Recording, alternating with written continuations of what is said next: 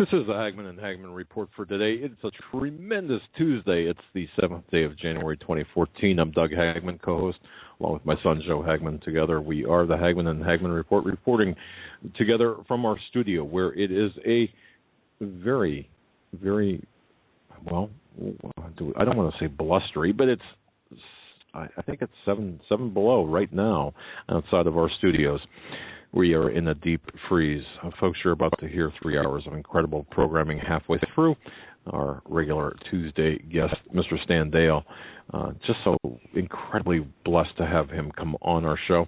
You're listening to the only show where the news is presented to you in 3D. We look well beyond the headlines, the bylines, the fog, disinformation, and look directly into what is so important for everyone to be aware of. We broadcast live each and every weeknight from 8 to 11 p.m. Eastern. Our home base on the internet is HomelandSecurityUS.com. That's HomelandSecurityUS.com. We're simulcast, by the way, by the Christians United Broadcasting Network. There you can tune us in at the Hagmann and HagmannReport.com. I want to thank everyone for joining us, and thank you for your belief, your trust in us, for keeping us in your prayers, for telling others about the program. We're just blessed to have you. Joe, it's cold. It's a little bit cold out there. We've got the fires burning here. We're stoking up. We're breaking the furniture, making a fire in the middle of the studio. Yeah, sounds like what I had to do last night at my residence last night. My furnace decided to die at about 12:30 at night. Literally. Conspiracy, I tell you. This morning I could see my breath. It was bad, and it's still not fixed, but it is the residence is heated. It has heat now. I'm waiting for the new furnace to get installed, but of course, you like us, a tire rim or the rim of a tire in the middle of the living room, and just a few pieces of furniture, stick furniture, burning. Yeah, it was just the worst timing for that. To lose your last night was the coldest night I can ever remember. It was minus 40, 45 degree wind chill. I think it was minus 10. And just not a good night to lose your heat. And I wasn't really upset. It's kind of odd because I almost expected it. I almost expected a power outage or the furnace to die. It's an old furnace. And it just happened, and I knew. I was like, oh, this is going to be a long night. So I didn't hardly get any sleep last night. And not because I was cold. It's just because that furnace kept kicking on, and you're worried about, is this thing going to blow up on me? Yeah.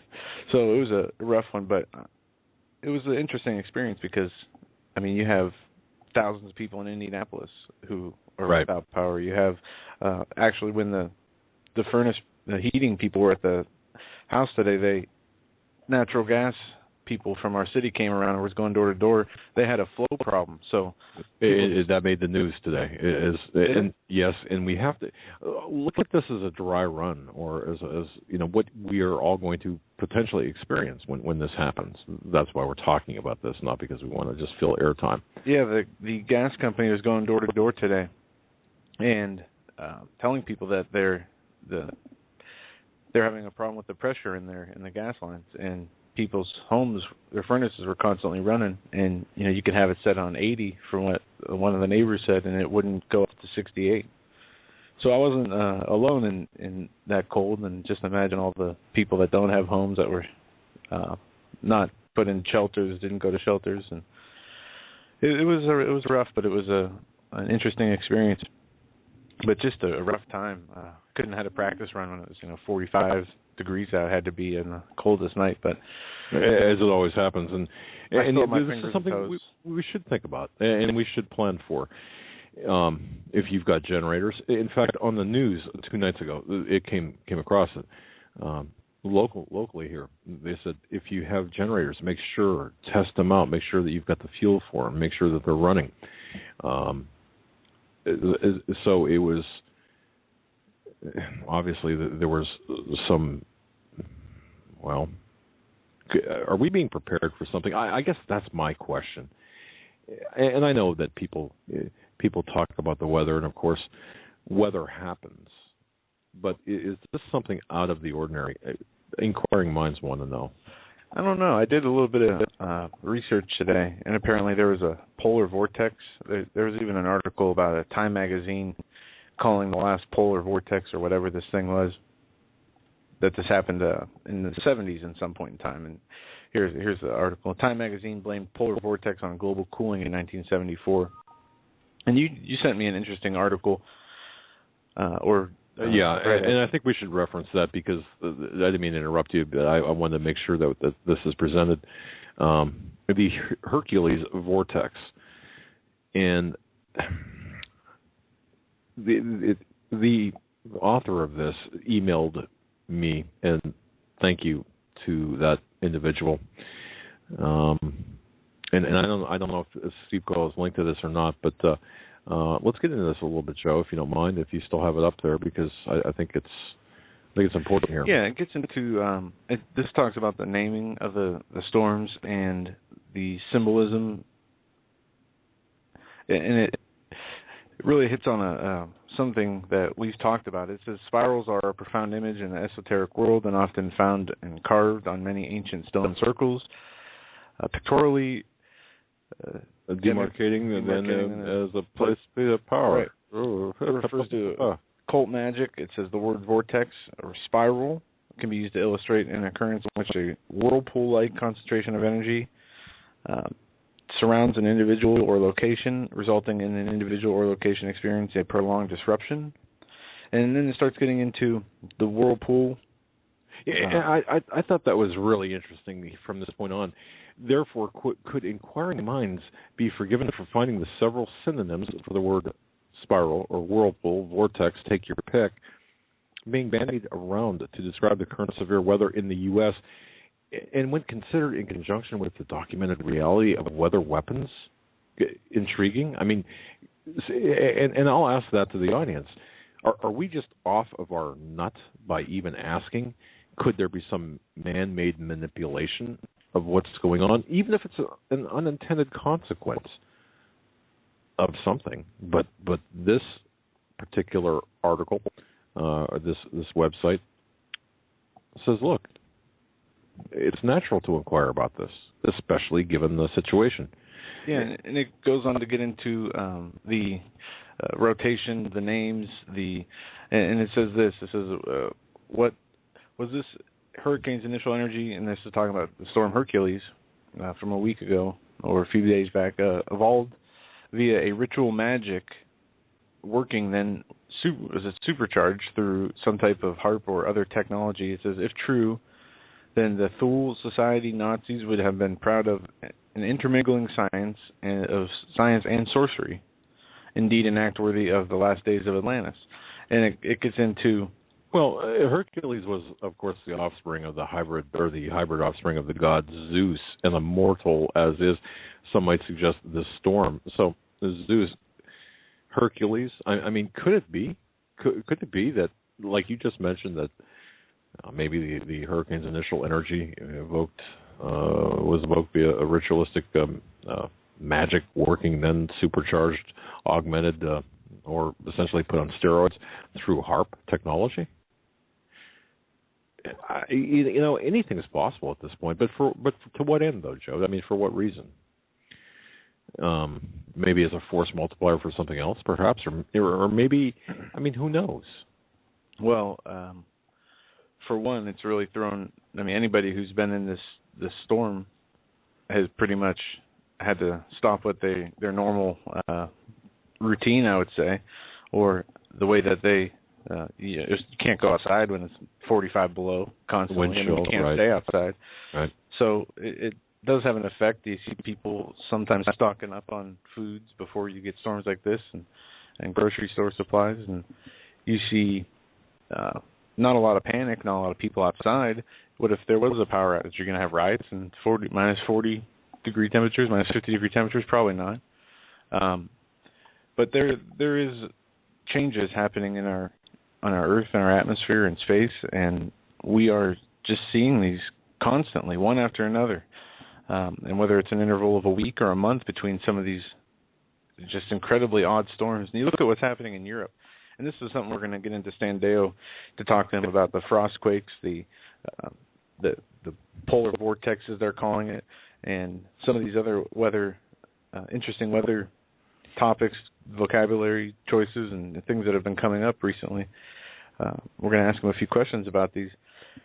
But the weather is a healthy distraction, though. I mean, how else could you distract 100 million, 200 million people from what's really going on, or what is important, what people need to be paying attention to, than by making them essentially miserable? And that's a state of mind that people choose to be when weather gets like this. And I saw an article yesterday saying, this is the most miserable day of the year because of the cold. And Drudges had up average U.S. temperature thing for the last 2 days. But there's a lot of focus on the weather. I mean, it's wintertime. We know we're going to get storms.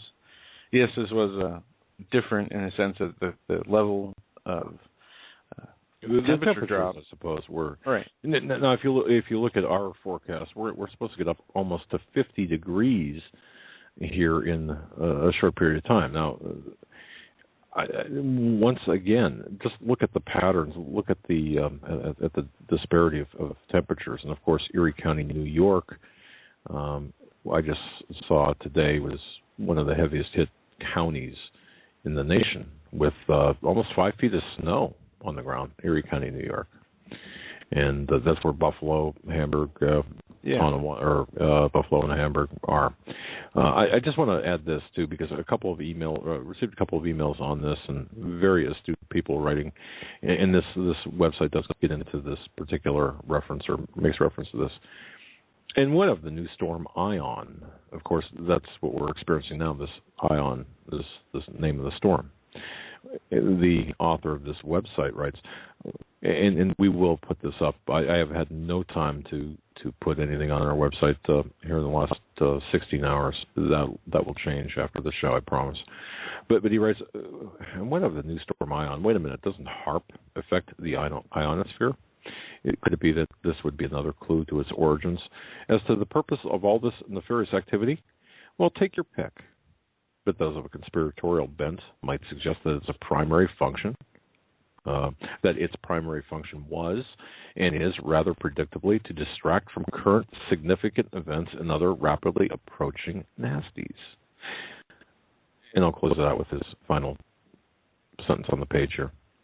But one is forced to remark, don't you all just feel it in your guts that something just ain't right with this weather? Good. Your pineal glands are still in working order. And I will link to this webpage from our website here later on this evening after the show. But you're right, Joe. I mean, there is a distraction here, is there not? I mean, well, yeah. For, like I said, people who are stuck in routines and their jobs, and thank goodness that most of the places around here canceled schools for their children, a couple of days before it happened. A lot of the extracurricular activities for schools and other government-funded places were closed down. But it's just one more thing people have to deal with. It's just one more. It could be one more stressor that is, getting people upset. It could be one more thing that people are having to spend extra money on. I mean, there's so many things that negative things that this can bring, but at the same time, we see in the news, it's not about the hot or the cold. It's about, is global warming a hoax or not? And this never-ending argument will never end. You'll never have a consensus, just like most issues. And then you have, you just see how people are getting sucked into this. And I think I saw a clip of Rush Limbaugh saying, this polar vortex is a liberal concoction to push their agenda of global warming. I mean, I don't know. At this point, it doesn't really matter if they call it global warming or not. We're seeing the writing on the wall with, if anybody's not seeing what's going on in Europe, these mini tsunamis they're calling them. I forget the terminology. Yeah. But you're getting all this massive water coming in from the ocean, these huge waves. You have flood warnings in effect for pretty much all of England, and I mean the weather's just not bad here. It's bad around the globe in different ways, and it can be, as I said, negative, or it can be positive. You can use it as a learning experience. You can. Yeah, but I'm looking at this more of a potential judgment, perhaps, in a sense. Look what Kerry is doing over in the Middle East. Look what the United States is doing. We're giving them license. We're giving the terrorist license to go ahead and strike against Syria. And of course, it's interesting how the foreign policy. Look at the strange bedfellows over there. You've got Israel and Saudi Arabia cozying up to one another. And they're pushing for, but both of them are accepting for peace, forced to accept a Palestinian state. That's coming, but it's not just for peace. The biggest threat to Israel, according to the Israeli government, as well as Saudi Arabia, of course, is the alleged stockpile of chemical weapons and biological weapons by Assad. So what's going on over there is Kerry had telegraphed to the terrorists that we had fought in Fallujah and the Anbar province, hey guys, go ahead and go for it. Go ahead and strike against Syria open up a new front and strike Syria. And they would be doing so from Iraq, opening up a new front from Syria's southwest. If you look at a map and look at Iraq and look at Syria, you have Syria to the north, and the Al Anbar province kind of sticking out, jutting out toward, it would be toward Israel, toward Jordan, and it would be north of Saudi Arabia. So, the unrest over there is just crazy, and we have John Kerry saying that we talked about the Iraq yesterday. And I think we need to keep talking about this because this is, folks, this is the attack against Syria that did not happen via Benghazi, but now it's being reformatted. This is plan not A, B, C, or D, or E. This is plan F in the laundry list of plans. So we need to keep people aware of this and let people know that what Kerry's doing is giving the thumbs up. So the terrorists from the Al Anbar province, the very people who had shot and killed so many of our people, are now pushing into Syria with the intent to topple Assad. Kerry has allowed them to give them the thumbs up. And so Syria is not going to implode like Libya. It's not going to implode like any of the other countries. It's going to explode. Where's it going to explode to? Back into Iraq, into Jordan, into Israel especially.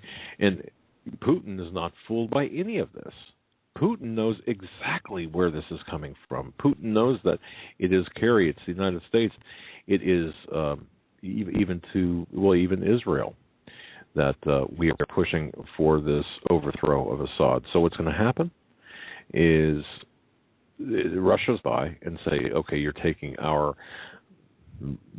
own military foothold there to the Mediterranean, which is Syria, and their warm water ports.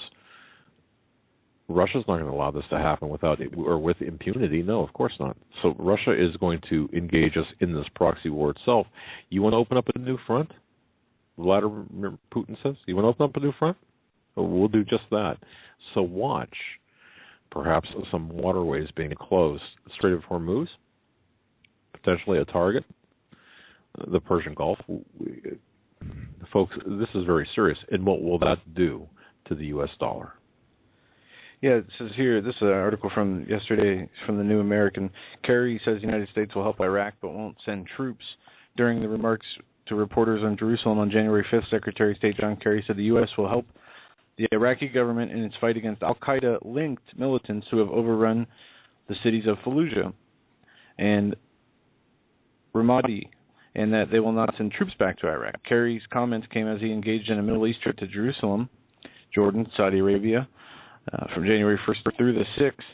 And it goes on to say, this is interesting, this is part of the article. It gets into the forces that are being, they're saying these aren't al-Qaeda, or they're former al-Qaeda.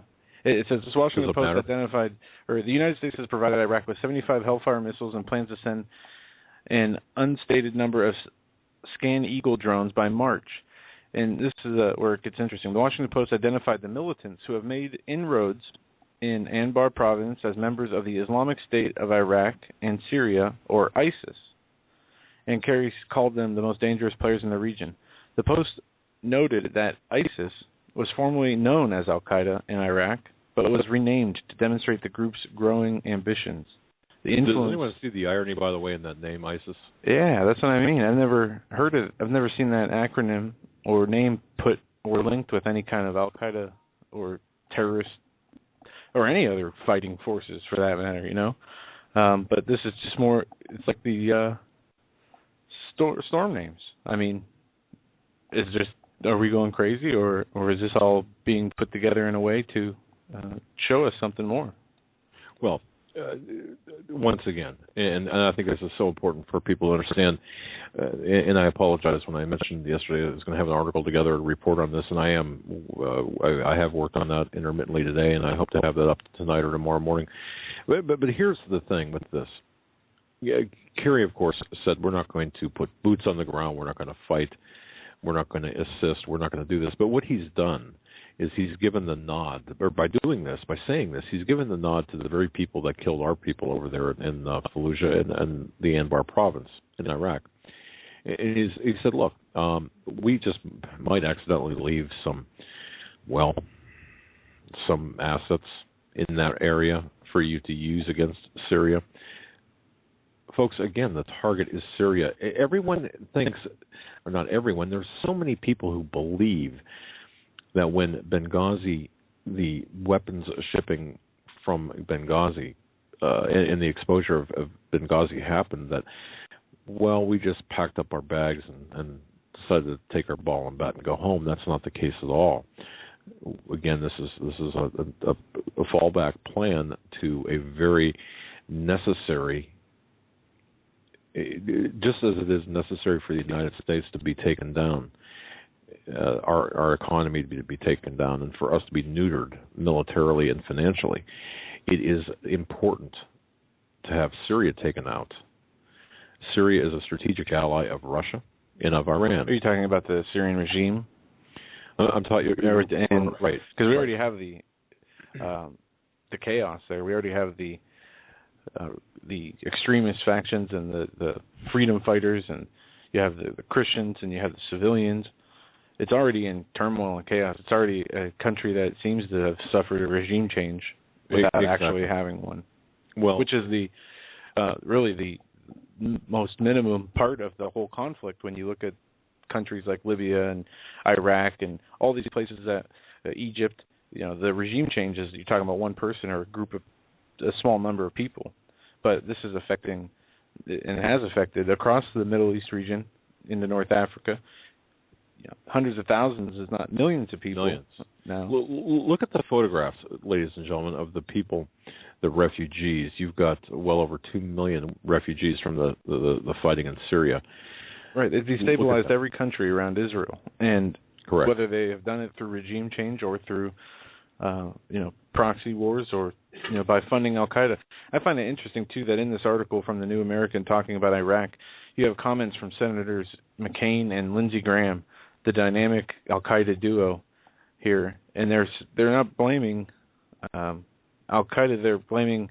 They say, while many Iraqis are responsible for the strategic disaster, the administration cannot escape its share of the blame. Well, what about McCain's share of the blame? What about Lindsey Graham's share of the blame? Going to Libya in McCain's case, meeting with Al-Qaeda, arming them, calling to arm them on the House floor, on the Senate floor. Exactly. And here they're blaming the president and they're blaming the Iraqi people.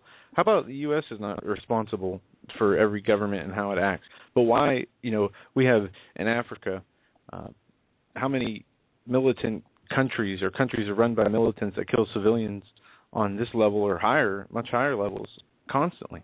Why are we not so involved and engaged in invading Africa?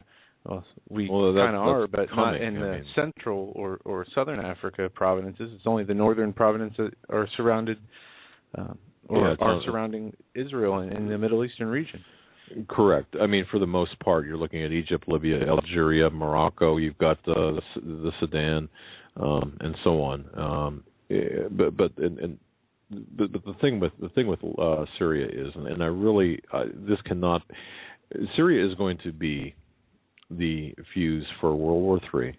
and that plan has not changed, ladies and gentlemen. This is deadly serious. It has gone.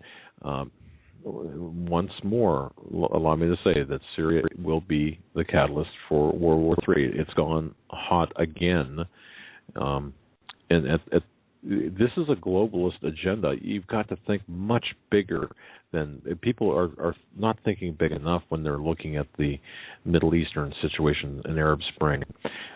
This has been in the works for easily since World War II. They've got to have a third world war, and they're going to be using Syria as the flashpoint for the third world war. And understand that Syria will not implode but explode. That's very important to understand. Syria is of extreme value to Russia for the warm water port there. Don't forget to Iran. Well, right. It's also a backdoor to Iran. Syria is, but don't forget, for Russia, the warm water port of Tartus is extremely important to them, and militarily, and of course you've got Syria being the backdoor to Iran, and where is Syria located? It's located south of Turkey. Now think about that: Turkey, a NATO ally that has suddenly gone off the NATO map. Yeah, do you remember? What was it, maybe 3 months ago, they started having unrest, a different kind. Was it Turkey that they had some? I know they did have unrest in Turkey, but there was one country out of all these countries where they were reporting that it was a different kind of unrest, that it was an actual people's revolution, and they were changing things. I think it was Turkey, and then that just went away. But we have a big map here in the studio, and in it I've put pins in every country that has had regime change or unrest in the last 10 years. I'm running out of pins, and I'm running out of countries. If you see that, if you can, yeah. I don't know if you ever paid attention to where I put those pins. I mean, it's close. And what do they do once they destabilize that? The last remaining. I mean, you have Saudi Arabia, you have Turkey. Well, what's Saudi Arabia? But nothing more than an extension of our intelligence and oil, a combination of our CIA and our oil interests.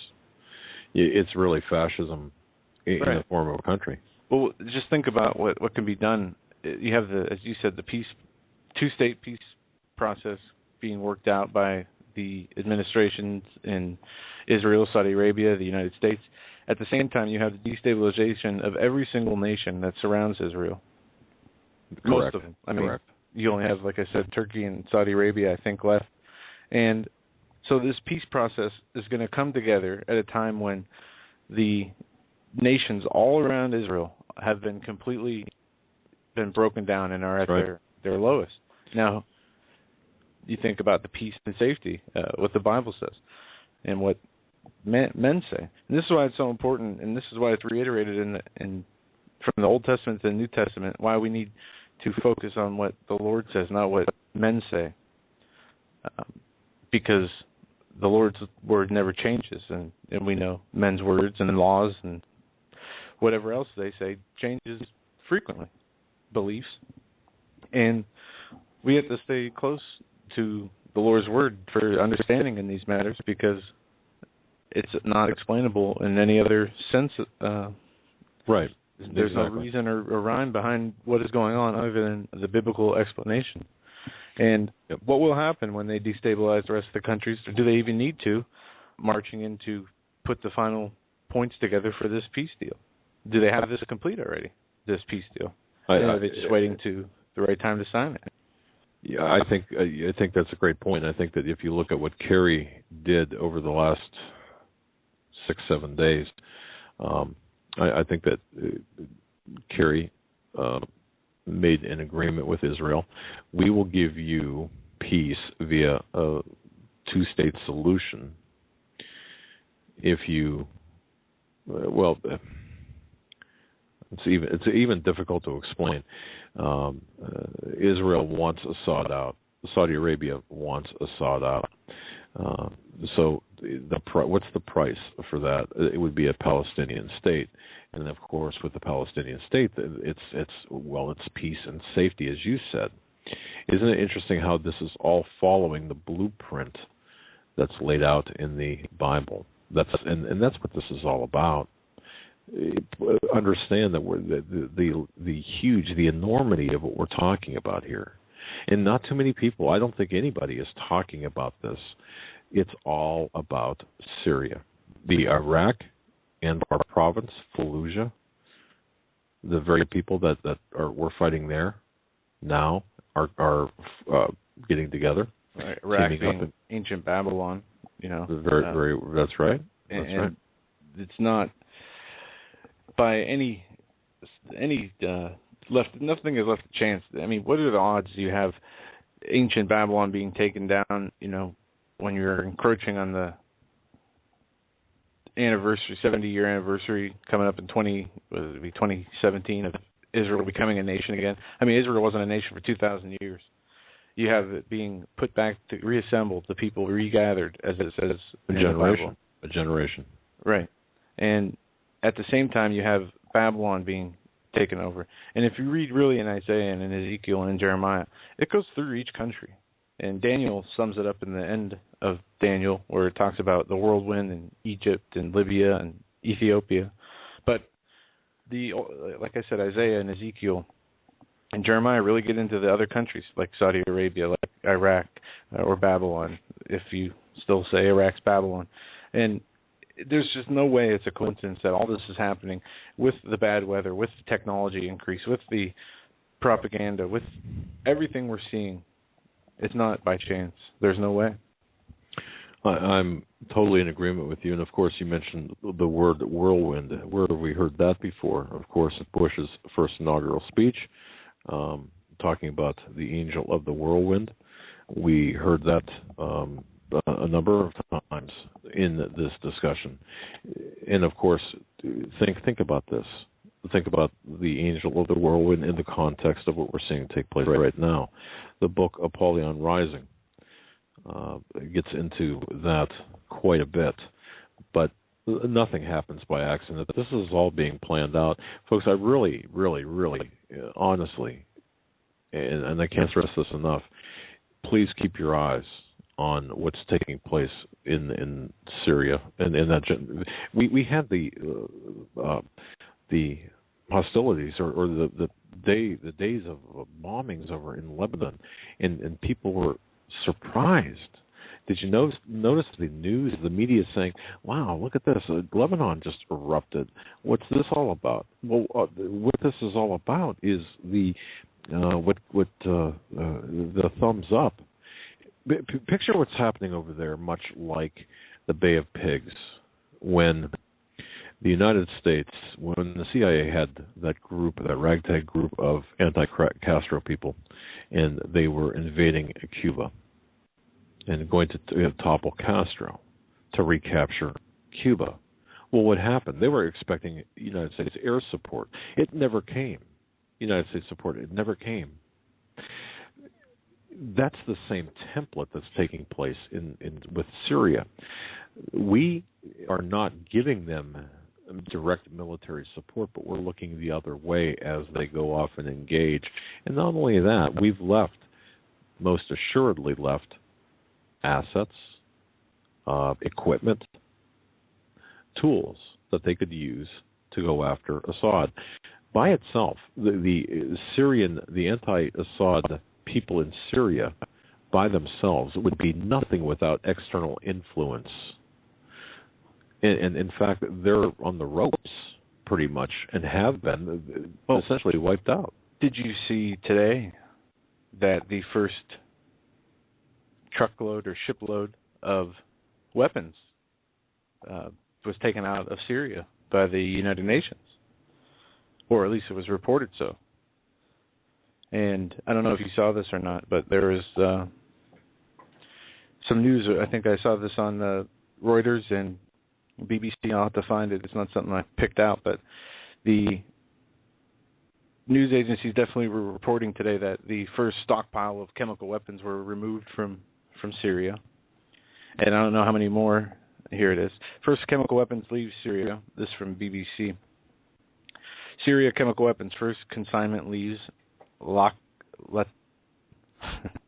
Latakia. It says the vessel in northern Syrian port, escorted by Russian and Chinese warships. Removing the most dangerous chemicals is the first step of a UN-backed deal to eliminate Syrian's chemical arsenal. A previous bid to collect the materials was aborted after Syrian officials failed to deliver the toxic chemicals to the collection point. The hazardous cargo is due to be taken to Italy, where it will be loaded into a U.S. Navy cargo ship and shipped into international waters for destruction. A specially created titanium tank on board will be used in this process. The mission is being run jointly by the UN and the Organization of Prohibition of Chemical Weapons. The agreement was brokered by the U.S. and Russia after rockets filled with the nerve agent sarin were fired at 3 towns and in the agricultural belt around the Syrian capital in Damascus on August 21st. Hundreds of people were killed in the attacks. I thought it was thousands when it happened. Do you remember that? When this chemical weapons attack happened? They were saying hundreds of people were killed in the attacks. This, again, from BBC. Western powers said only Syrian government forces could have carried out the assault, but President Assad blamed rebel fighters. And where has the news been on these rebel fighters and the status of this civil war in Syria? It seemed to die out as the likelihood of the U.S. getting involved in Syria was being drowned out. It's just something that is going to have to be monitored constantly because we're not being told the truth on anything in the mainstream media, and what we do get are bits and pieces. 5% truth in an article or a story. It's misdirection at best, or at least, I should say. The blowback is going to be great. Folks, just to recap this, and please, please, please keep this in the front part of your mind. Looking at my notes after speaking with perhaps one of the most clued in individuals about what's taking place. Just to recap, through Kerry's whirlwind tour of the Middle East, he gave the thumbs up. He told Al-Qaeda and Ansar al-Sharia or whoever, it doesn't matter, this group of anti-Assad, this group of terrorists, thumbs up, good to go. We're not going to take any military assets to assist them with the uprising. However, we're not going to meddle in the affairs to go signal to open a new front on the southwestern portion of Syria to go against Assad. Look at a map, please. Get a map out. If you have an encyclopedia at home or a globe or whatever, look at Iraq. And if you look at a triangle, for example, an equilateral triangle, and we'll say with a pointed end, one of the pointed ends sticking directly out to the left. Well, on top of that edge would be Syria. And if you followed the bottom portion of that, the lower part of that triangle would be Saudi Arabia. And I've had difficulty. I mean, it's difficult when you're not from or familiar with an area. It's difficult to create a picture in your mind as to the geographical significance of these countries. And, of course, the furthest end, the opposite the point that would be that portion of Iraq. If Iraq was the triangle that the left-handed and the points on the left-hand side, Iraq would be, or Syria would be above that point or that edge, and Saudi Arabia would be below it, and then directly where the bottom would be, or to the right, would be Iran. And if you kind of put that in your mind and form that mental picture, Syria above that, Syria to the north. I'm sorry, I said open a new front on the southwest. I should have said open a new front on the southeast. Open a new front on the southeast. So that's what's taking place. And, of course, Turkey is above Syria. So you've got Turkey on the top, then Syria, and then that Anbar province sticking out in the point of the triangle below that. And then below the triangle, which is Iraq, is Saudi Arabia. That's kind of the stacking of the countries. And the further left you go, or the further west you go, if you're looking at the map, you're going to run into Israel. And then you'll get into the Mediterranean. Well, That's the geographical layout of the area. So the actual push right now that we're going to see is these terrorists that have overtaken Fallujah and the Anbar province push northwest into Syria. Go right into Damascus, go right into Syria itself. And we are just taking a hands-off policy. Meanwhile, Saudi Arabia and Israel are joining up and will accept a two-state solution. They will accept this Palestinian state.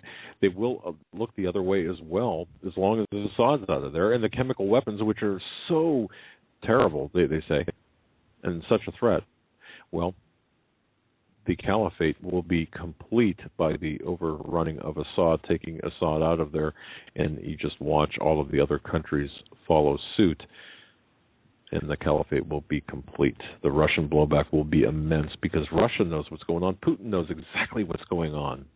He knows, just like he knew in Benghazi, he knows what we are doing over in Iraq by saying, oh, it's going to be a hands-off policy. The Palestinian state is going to be formed. It is going to be, all the assets are going to be against Assad. We're just going to get out of the way and let it happen. Think of Kerry being April Gillespie, I guess, if you can, with April Gillespie, what April Gillespie gave a wink and a nod to Saddam Hussein to invade Kuwait, as the story goes. Well, that's Kerry.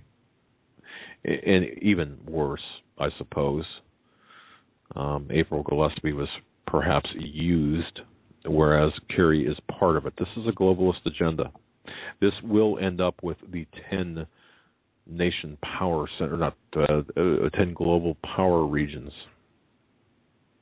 And this will bring forth the one guy in charge of all 10 power regions. One of the questions that I'm sure people might be asking is, well, why didn't, instead of running weapons through Benghazi and through Libya and taking out Libya, wouldn't it be more sensible for things to just start there in the beginning? Why was Benghazi Plan A and this Plan F? Why wasn't it reversed? Well, the risk of failure would be too high. The risk of blowback would be too high. So you can tell the desperation right now because this plan is in play.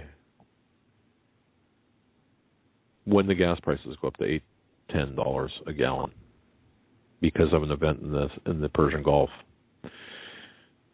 or when the dollar collapses because we cannot assure the world, the free world, of the free flow of oil by our military presence, when our military is neutered in the process.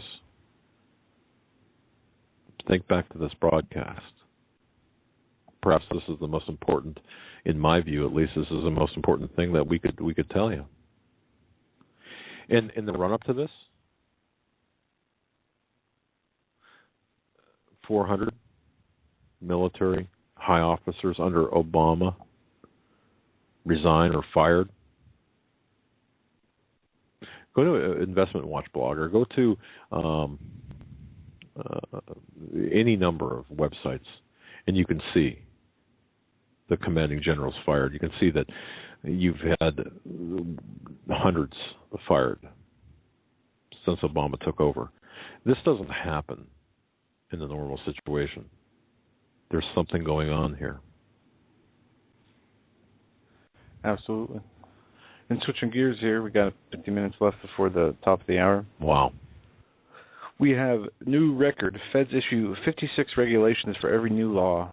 3,659 in 2013. It says, this article from the Examiner says, the Obama administration made up for the lack of laws passed by Congress last year, issuing a whopping 3,659 new regulations, crushing claims that Washington isn't doing anything.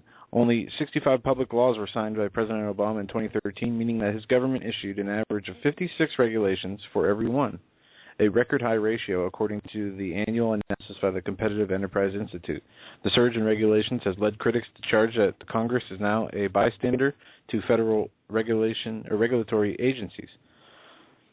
Said CEI's Wayne Cruz, who provided secrets with his new analysis, the deterioration of the Constitution's separation of and balance of powers means that regulators and bureaucrats now make most of the laws. The executive branch increasingly imposes its will. Obama and his administration repeatedly say that they are not going to wait for Congress to act, so brace yourself. Cruz' chart, which he titled the Unconstitutionality Index, shows that in 4 of Obama's 5 years as president, his ratio of regulations to new laws has been higher than any former president, including George Bush. And also, Congress hit a 10-year low in passing laws in 2013, but the number of new regulations to support those laws was about average, it says. But 3,659 new regulations, for every one law passed, 56 new regulations for each law. And we know a lot of those come from the Affordable Care Act, but this is just another way that they are circumventing the system. And we talked about this, the executive orders that were in 2010, 2011, even in, I want to say, the late 80s, there was one passed on the regulation process and the lawmaking process, allowing these agencies to make laws through regulations. And we talked about this a lot with the Health and Human Services Foundation, the Obamacare Foundation, as they went back and just unconstitutionally changed all kinds of different aspects of the law without putting it back up for a vote, which is not constitutional or not right. Also, today, a U.S. Air Force helicopter crashes in England, killing 4. A U.S. Air Force PAV Hawk helicopter crashed in the coastal marshes of eastern England during a training mission on Tuesday night, killing all 4 crew members aboard, officials said. The helicopter crashed about 6 p.m. local time near Salthouse on the Norfolk coast. A statement from the U.S. Air Force said the aircraft was based at the nearby Royal Air Force Station in Lake Geneath, Suffolk County, which hosts USAF units and personnel. The helicopter was assigned to the 48th Fighter Wing and was flying low at the time of the crash, the statement added. In Washington, a U.S. defense official said the accident killed the 4 U.S. Air Force crew members aboard. The official spoke on the condition of anonymity because he was not authorized to discuss the crash publicly. Local police in Norfolk County also said they believed all 4 crew had died, and it said family members will be notified before details of the victims will be released. It is not yet known what had caused the accident.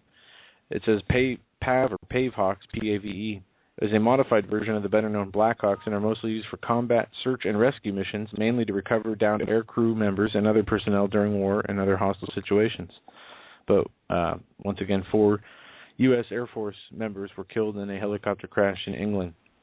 Also, we've got to, Joe, we've got to remember a lot of our men and women are serving, and it's a dangerous task. And people have a tendency, because we don't agree with policy of our government, people have a tendency to diss on the military, and I think that's a wrong thing to do. I know many honorable men and women join the military. I saw a story where the church put up a flag billboard with a "Support Our Troops" slogan underneath it. Just said "Support the Troops" or "Support Our Troops." Well, and then they were told to take it down. Then they had to take their billboard down. Really? Yeah. I think interesting. Yesterday I saw that last night, either last night or Sunday night, and it was I didn't get the whole story. It was a short video of the article, but we're seeing the censorship across the U.S. in different forms, and we have a couple stories actually on censoring Jesus. A teacher told a student, you cannot talk about Jesus in school. This from InfoWars report. Teacher tells student, Jesus not allowed in school. A school teacher told the first grader, Jesus is not allowed in school, while tearing off a message that recited a religious legend that the student attached to the candy canes brought to his class for nonprofit group claims. Each candy cane, the first grader, Isaiah Martinez, brought for his classmates at Mercy Elementary, came attached to the legend the legend that a candy maker created candy canes to symbolize the life of Jesus Christ, in which the teacher reportedly tore off each candy cane and threw in the trash under the direction of the school principal. After telling the child Martinez that Jesus is not allowed in the school, the teacher handed him back his candy canes without the messages attached. The child continued to hand out the candy canes, and Advocates for Faith and Freedom said in its press release that Isaiah nervously handed out the candy canes to his classmate. He didn't want any trouble. He was nervous that he was in trouble, and continued to hand out the candy canes. It goes on to say that this group goes on to say that it's time to push back in the right direction, where kids can express true tolerance without religiously motivated hostility from their teachers and school officials. Just 2 minutes ago, Joe, and what I'd like to do in articles like this, I'd like to gauge a public reaction. And if you look, there's currently 1,134 comments under this article. 2 minutes ago, 3 minutes ago now was the last comment. Perhaps it tells a lot. The commenter says this about the taking the message off of the candy canes and censoring Jesus from the school. The commenter known as Grim_Sleeper1. Now think about this. Good deal. Religion does not belong in school. School is for academics. Religion is a personal thing and belongs in the home, unless you are going to teach every religion and not favor just one, which wouldn't happen. Religion in school is just a sneaky way for Christians to start trying to convert kids. Folks, I'm submitting that to you without comment.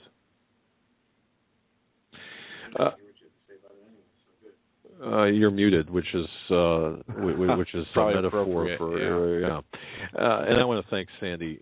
Sandy, thank you very much for your email. She writes when I was referencing that triangle, because I'm kind of a visual person, so she said, "Have you noticed that the triangle you're referring to is along the 33rd parallel? Both Baghdad and Damascus are along that same parallel." Now, that's an interesting observation for a lot of reasons. Before we get to the top of the hour and move on, I know you're ready to move on, Joe. I just want to say this, gun sales in 2013, last year. Have you seen this? Folks, if you don't think, we can pretend all day long that everything is fine, right? Big box stores selling TV sets, everything is great. Wow. Well, listen to this. FBI, new statistics on NICS background checks, 2013. Gun sales hit a new record. Now, the total number... 2 million more, yeah. Yeah, but the numbers, if you look at the numbers, 21,093,273 were processed, NICS background checks processed. That was in 13, last year. The year before, 19,592,303, up 1.59 million. Now, Texas they came in as the most, 1.6 million. Kentucky came in second with 1.57 million, 1.57 million, that is, or 1.58, I suppose, rounding up. And the significant numbers came during a year when Democrats in the White House attempted multiple times just to push through new gun control measures by fiat. In 2013, Obama released a number of executive actions. And I want to apologize, too, to Larry. I apologize. We got off, we were talking about executive orders and executive actions, and as Limbaugh says, words do mean things, and there's a difference there. I had improperly characterized a couple of executive actions as orders, executive orders, and I made that mistake, and I apologize to Larry for being snarky about it, and also for the listeners for my improper use of the word executive orders when I meant executive actions. They're coming after the guns in 2014. States that implemented more gun control measures last year saw a huge spike in gun sales relative to population now. So gun sales in Maryland, for example, doubled, going from 136,604 in 2012 to 231,361 in 2013. But one thing not asked in this, when we talk about this, do you find it a little bit troubling that they know exactly to the number of the gun sales. The FBI does. And exactly who's buying them, what states. Folks, this registration process, say what you will, but registration does lead to confiscation. And we can argue that all day long if you want to argue that. But show me a country, show me a leadership, show me where there was no registration, but there was confiscation. You won't find it. Interestingly enough, I saw an article today where former Mayor Bloomberg, it was titled Bloomberg Stops Push for Gun Control from an Order from Democrats. Something along those lines. Well, one, he's not mayor anymore. That was recently changed. They got the mother of all, granddaddy of all progressives now. And yeah, it doesn't get any worse than Bloomberg, at least not yet. Oh yeah, it does. Oh yeah, wait, give it a few more days, I know. Oh wait. But it was interesting, and I didn't even save it. I just saw the headline, but I kind of glossed over it and thought, well, what does it matter what Bloomberg says anymore? He's not in charge, can't do anything. But the part that was interesting was from orders from higher-ranking Democrats. And I didn't really understand or get where that was going, nor did I take the time to read the article. But something to keep in mind. Also, I found this article to be real interesting. Car makers keep data on drivers' locations. A government report finds that major automakers are keeping information about where drivers have been, collected from onboard navigation systems, for varying lengths of times. Owners of cars can't demand that the information be destroyed, and the U.S. Senator is requesting the investigation that raises questions about driver privacy. The Government Accountability Office, in a report released Monday, found that major automakers have differing policies about how much data they collect and how long they keep it. Automakers collect data in order to provide drivers with real-time traffic information, to help find the nearest gas station or restaurant, to provide emergency roadside assistance, and stolen vehicle tracking. But the report found if companies retain data, they did not allow consumers to request that their data be deleted, which is a recommended practice. Now, this is a theme that we're, talking a lot about, is this technology increase, the tracking of people through facial recognition, through there's a huge biometric identification push, and we talked about this last week, but ex-DARPA head wants you to swallow your ID microchips. Former DARPA director and now Google executive Regina Dugan is pushing for an edible authentication microchip, along with an electronic tattoo that can read your mind.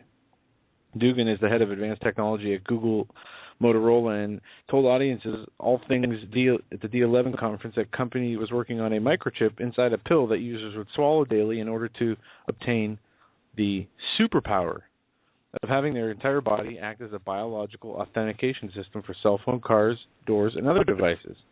The pill has a smart chip inside, Dugan said. And what it amounts to inside out, a potato battery. When you swallow it, acids in your stomach serve as the electrolyte and powers it up. Anyway, I know we're at the top of the hour here, and we're going to have Stan be calling in shortly. So we see this rise in technology, and we see where this is headed. And it is not a pretty ending. And I guess we'll have in the third hour some time to get into some of these other stories, but that mirror this story and the car tracking story. And with that, we're going to go to break. We're going to come back. Joe, these are not, I just want to kind of get up on this. These are not small stories. These are not just little interesting tidbits. This is the groundwork for this RFID tracking and microchipping. Really, the infrastructure has been built, and now they're rolling this out in different areas. Yeah, and I didn't show you the stuff I had found over the weekend that deal with this. That get in. There's a. We'll get into it after we're done. After Stan Deo is done for his hour, we're going to go to break so we can have him on. But there is a biometric conference, and they had. Welcome back, ladies and gentlemen, to hour number 2 of the Hagmann and Hagmann Report this Tuesday, January 7th, 2014. You want to go for another day, like Wednesday, Friday? Got the days wrong, the months wrong. Next will be the year. So with that, we have Stan Deyo with us. Every Tuesday, Stan Deyo joins us. Go to his website at standeyo.com and check out bookmark that, and they have excellent stories. They link to videos of the day, pictures of the day, videos of the week, audios of the week, and all the important books and information you need right at your fingertips. With that, it's glad to have you back, Stan. I think this has been 3 weeks since your regular time slot since you've been on. Last Thursday. No, Tuesday. Well, the regular time. Yeah. But the regular Tuesdays with Stan. Yes, we can't forget that. Right. Well, good to be back, guys. A lot happening out there, isn't there? Well, yeah. Are we seeing monkeys, so to speak? I mean, this weather stuff. What are we seeing here, Stan? Well, where you are, did you get a lot of cold weather? It was only about 40 below with the wind chill. Wasn't. Oh, was that all? Yeah, I was out there sunbathing and getting my tan going. Didn't last long. North Polar Vortex, I think they were talking about. Yeah, and this is you wrote in here a couple of things that you wanted to hit on, and one of these is the polar vortex. And I had my question answered today when I saw the article that Time magazine called a polar vortex from 1974 due to global cooling. And my question was going to be to you was, do you remember them having a storm like this and calling it a polar vortex in your time? Well, I don't remember that, but then I wasn't paying attention to those kind of things back in those days. But the interesting point about it is that these polar vortices do occur periodically, and primarily over two areas. They're a normal phenomenon. They get stronger and weaker depending upon how far down the jet stream dips in the northern hemisphere and the equivalent in the southern hemisphere over Antarctica. I've got a couple of maps that are on the show images. I sent you the link for it. It's on show images. Stan Deyo, if you go to a Stan Deyo website, like you said, and go down to the microphone on the right. But anyway, on the second line of that, of those images, if you click on that, it shows you where these polar vortices normally form, and whether it be in the northeastern part of Canada or whether it be down at the South Pole near it's a little indent down. You see a green circle I've pointed on that shows you the breeding place. But other planets in our solar system have the equivalents of it. Mars and the ones in Saturn are quite extraordinary in that they, in the northern pole region of Saturn, the polar vortices form a perfect hexagonal shape, six-sided shape, because of the way it balances out. And we have, if you look at the south polar vortices here, where there's not a lot of landmass in the way, you'll see that there are six circular areas there, which are not as equally balanced as they are on Saturn, but they do show you the tendency to form this hexagonal formation, even on Earth. However, it doesn't hurt to, kind of stay ahead of the game if you are experiencing unusual weather, to go ahead and do like you've done and research back into weather history and get some kind of an idea about it. Holly's Prudent Places, the CD-ROM has sections on the history of like lightning strikes and tornadoes and hurricanes and the path of them, the years they occur. And that kind of gives you an idea on a lot of these things. I don't know that polar vortices are one of the main things, but on other types of storms and things and the path of them where they normally hit, these are in that Prudent Places CD-ROM. Anyway, when it hits you, of course, you get more concerned with what it is, whether it's exceptional, whether it's just one of those periodic things, and you happen to be more aware now with the internet. You get any reports on the show here in the last few days of any of your listeners, running out of power or still out of power, any of that kind of stuff? Not necessarily direct reports, but I did see something today that Indianapolis was dealing with power outages, and they were one of the being hit with some of the most drastic cold temperatures and wind chill reports there. And there has been, in our local town, we had the gas company had a problem with the flow of its gas, the pressure of its gas, And we really? see the stories of the power grids being taxed across the country where it's cold, and they're calling for people to turn their heaters down, kind of like air conditioners in the summer. Locally here, Stan, yep. Thermostats, they want everyone's thermostat at 68 degrees. They're saying that the flow of gas has been, they can't pump the gas through the, they're having pressure problems with the gas. I'm sorry.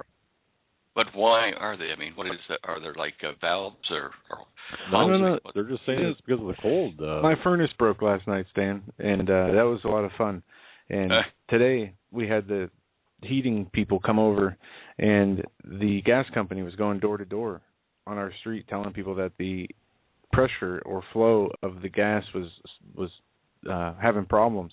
And the neighbors, and I'm sure this was frequent with lots of the neighbors I have, was that they had their thermostat set on 75, 80, and the heat was only heating it up to the upper 60s, if that. And many people were having problems where they couldn't heat their homes the way they wanted to or really need to in this weather. If it's going to be minus 40 outside, it's a rare chance or rare time that you probably set your thermostat above 68 or 70 anyway. And a lot of people couldn't do it. So whether it was an intended cutting down of the gas or they were actually having problems with the pressure steaming through their lines, that's something I don't know, but that's what they were saying. It was a issue with the lines. And not sure if it's back to normal yet, but we had to run a couple of space heaters in our house on top of the furnace going. Well, we've advanced in technology over the last 100 years or so, and we've put ourselves into a position of real vulnerability as a nation of people here in the States. I guess in Europe they've done the same thing, in China. But when we moved away from everyone having their own wood supply and having a wood fire, and crowding people into high-density housing, in apartments and that sort of thing, we then exposed ourselves to this kind of problem should our power or gas supplies be interrupted for a period of time, that would cause us to freeze or fry, I guess, in the summertime. So, we've progressed to a point where we're depending on central energy distribution, and that is really a very weak position to put the average householder into. I keep pushing for let's develop decentralized power production, at least into maybe county levels, if not at home levels, so that people in one state can have a disaster that hits them, but it doesn't get all the homes at once. And certainly in the neighboring states and down the grid, they're not going to be worried about it because they're producing power themselves that is fed into the grid. There's no need to change the grid structure, but there certainly is a need for people to have their own auxiliary power production plants of some sort near their homes or in their neighborhoods with a group of homes or whatever, so they can go to emergency power when the mains or the grid is in trouble. Anyway, that's my soapbox on getting decentralized energy.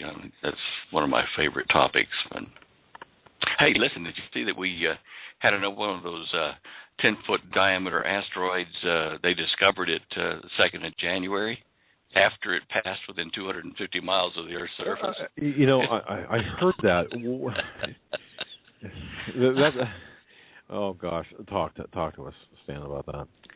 Well, look, you can't blame the astronomers. Those are so small in astronomical terms and dark that it's very hard to pick them up until you say, oh, wow, that was a close one. And at least they do tell us that it did pass and that it was a surprise for them. And on that measure, you remember we were talking about Comet Ison's debris trail here back in October, November last year when we were doing this show. And I said to you, I thought we would be passing through some of the debris trail of Ison starting January 1, 2014. And what are we seeing? A lot of little extra things falling from the sky and unknown, untracked meteorite that comes by within 250 miles. This might be some of the debris I was talking about. And certainly, if it is, we'll see more of it between now and the end of the month.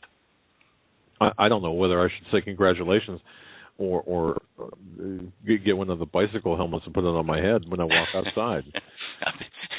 At least it's not an aluminum foil helmet. That would be Well, so I don't hurt myself, my wife makes me wear a bicycle helmet on the inside. Yeah, it's a long story. Yeah. Just kidding. Stan, if I could veer for a moment here, I've got somebody that a good friend of the show. William, this is for you.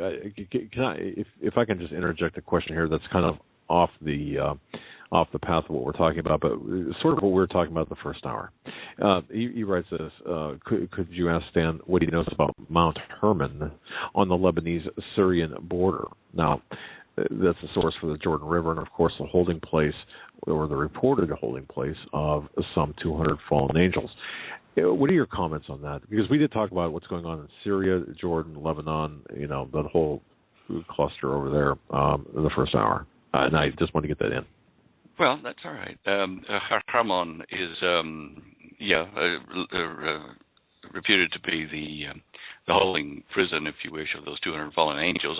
I don't know whether they're still there or not myself, but I know that area, in that area there, you have the anti-Lebanon mountains on either side of the Jordan, and then you have Mount Hermon, or in Hebrew, Harman. But it is a very tall mountain. There's another one similar to that, but of a different geological structure down in Saudi Arabia called JETRADIO in the Arabic. Now, that is what most of us that study the Exodus are coming to believe, is that was the Mount Sinai, where God appeared on the top of that. And when he appeared, to Moses, fire, chunks of stuff flew off of the mountain and caused Moses to call for a fence to be put around the base of the mountain in the safe zone, so that the tribes of Israel that were with him then, wouldn't hurt themselves by going across that fence and get hit by the heated debris coming their way from the top of the mountain where God was parked. The reason I'm getting back on that is energy required to do various things, like porting from the parallel universes or universe where God dwells, and you punch through a gateway down into the Earth's surface, and it seems to happen on high points, high ground. Even the ziggurats, or like the Tower of Babel type models, were high, so that when beings from the upper universe, like the parallel universe, I guess you call it upper dimension if you want to in simple terms, but when they punch through the veil that separates our world from theirs, they come through with a lot of energy on all their atoms, and they glow brightly. And they are very, sorry, let me just turn that down. They are very dangerous to living tissue until they dissipate their energy levels down to what our average energy levels are here on our atoms. So that when Moses, talked to God up there, and he said, "Look, I want to see you," I get kind of weirded out talking to a voice out there in the bush somewhere. And God says, "Okay, approach, but you can't see me direct. I want you to stand here in this cleft of this mountain." Now, that's like a kind of a broken, sharp hollow that's inside the mountain. And I looked at in Saudi Arabia at JETRADIO, with the Google Earth, and sure enough, it does have these peculiar sharp clefts where Moses would have been up near the top. And anyway, God says, "Look, stand in there to hide you from my direct energy. I'm sitting here on top of the mountain, and fire and brimstone are coming off, or fire and flames and whatever." And he said, "I don't want you to get hurt, but I'll project my image up on a cloud here, so you can see it from where you are, and you can see the image, and that won't hurt you." So God was accounting for the increased energy density that way. So for the 200 trapped angels over in Harmon, Mount Hermon, I don't know that they would have the same energy levels, and they may be down underneath that very deep into the inner side of the planet, into the bottomless pit, or into a cavity shielded by whatever God does to shield those beings when he sentences them or locks them up. There's a lot that Mount Hermon and the JETRADIO laws have to tell us about when the upper levels of existence, the parallel universe or the parallel dimension of God's kingdom, when beings from that level gate into us. And likewise, in the lower areas of the earth, where beings from the lower energy density universe, lower energy dimensions underneath us. When they get up to the surface, they steal energy out of our environment. They are cold to us, which is why ghosts and things like that do often appear to cause the room to cool. I mean, legitimate ghost reports or spirits and that kind of stuff. Anyway, I wandered off in about 10 different directions. Sorry about that. No problem. No, that was actually pretty good. I get that, and that's kind of a frightening thing for me to be able to get what you said. Wow. Larry wants to know this. Going back to the weather here, I know we're going on different avenues here. Yep. But could the weather changes that we're seeing, that we're witnessing right now, and we've witnessed here of late, could they be caused in any way, shape, or form by a change in the Earth's tilt? And I've heard that people talk about this and reference that, and I'm curious as well. Well, a number of things could cause the changes in the climate, over longer periods of time than just weather changes. The sun itself is the main driver for our terrestrial weather. There are other factors that do determine where the weather goes on the surface of the Earth in response to changes in the sun. And certainly one of them could be when the spin axis changes, then the prevailing wind patterns will change as well. And they won't change uniformly in that it'll have different land masses being affected by the wind and conversely affecting the wind's direction itself. So you won't get clear patterns until after it settles, if that's the case. But also the telluric or earth currents, electricity that runs from the poles to the equator and to the equator back to the poles at nighttime. These currents are induced by solar wind, and they create a magnetic field that does affect high altitude cloud formations, which in consequence does create tornadoes or hurricanes in areas where they may not normally be if that magnetic field shifts. And certainly we know from news reports that the North Pole the magnetic pole is shifting at twice the rate of the South magnetic pole down near Vostok in the Antarctica. The change in the magnetic field, I think, is a real candidate for what is about to happen in climate change. Because I'm going on pre-established facts that the telluric currents do affect upper atmospheric weather and cloud movements and charges and rain and snow and that kind of stuff. The magnetic field is weakening. That is an established fact. The North Pole is wobbling faster, drifting faster than the South Pole magnetic field. So these two things are established scientific fact at the moment.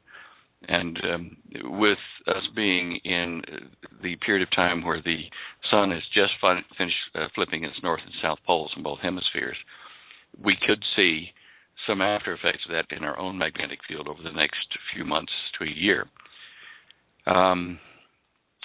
The Earth's spin axis, as opposed to its magnetic axis, the spin axis, that changing is a little bit more problematical in trying to figure out why or when it will do that. I'm sure it has done it in the past and will do it again. And the reason I say that is because I know the Earth in the past has had some significant changes in its diameter as it expanded. And, normally if you follow the textbooks about how spinning clouds of dust just collected together and formed a planet or a star or whatever, it doesn't make sense that when they're formed by this and form a compact ball like our planet, and squeeze it all down, it gets all hot and molten, why does it then become stable and not change its diameter? When it cools, it's going to expand. It won't hold the same compression because the fields are talking about that created it. But anyway, I digress. And Holly says I can't talk technical all the time, but that's my thoughts on the shifting axis and the weather. Okay, and once again, you made it pretty clear to me. The technical aspect of that, it's almost as if you wrote that or said that in crayon, because again, I understood that to at least. You got to understand. I mean, physics and such, that was not my strong suit in school. So it's very interesting. Stan, I've got I had a conversation with somebody earlier today, and I don't mean to take this into areas that perhaps you weren't prepared for. I didn't have a chance to alert you to this, but we were talking about the subject of gravity. And I know Cosmic Conspiracy is a fantastic book, folks. If you're looking for a book that answers a lot of questions about a lot of things, Cosmic Conspiracy, best book out there. I got to tell you, by Stan Deyo, final edition. Please go to standeyo.com and grab a hold of Cosmic Conspiracy. That's number one. That's number one, not in any order, but just certainly that's what I would recommend. And also, Dare to Prepare and Prudent Places USA. Those three items will do you well. But in Cosmic Conspiracy, there are some pretty interesting things that you've written, but gravity in particular. I had a conversation with somebody about gravity, and I remember having a conversation very similar about gravity with someone in the intelligence world, and our discussion was: is gravity a push or a pull, or is it neither, or is there something else going on? And the basis for that question was what you had referenced in Cosmic Conspiracy, detailed in the anti-gravitic crafts and so on. And so when after a long discussion, and I mean a lengthy discussion about gravity, I asked this individual if she wouldn't mind posing her question, because it was, number one, a question that I thought was very near and dear to my heart, and number two, technical enough where I could not translate it to you. I asked her if she would deliver it via phone. With your permission, I'll bring her on, or Joe will bring her on here shortly to address gravity. Is that okay with you, or because we didn't talk before? Is this the government source or just a listener? Oh, no, just a listener. No. Okay, not a government source. But I will say this: caller did have some experience with weaponry, with creating weaponry, but not. For the government, but not currently. No, this is just a listener, not just a listener, but a listener. But some of the questions that she had reflected some of my questions. I got to be thinking about this, and I'm thinking, wait a minute, gravity really is an interesting subject, and I know, as I said, you had addressed some of this in Cosmic Conspiracy, but so when is she on, by the way, Joe? I didn't give you the number, did I? No. No, it doesn't look like she's on yet, but just hand me that number, write it down. Okay. Oh, here we go. Try the top one there, Joe. Okay. Okay. Want me to bring her in now?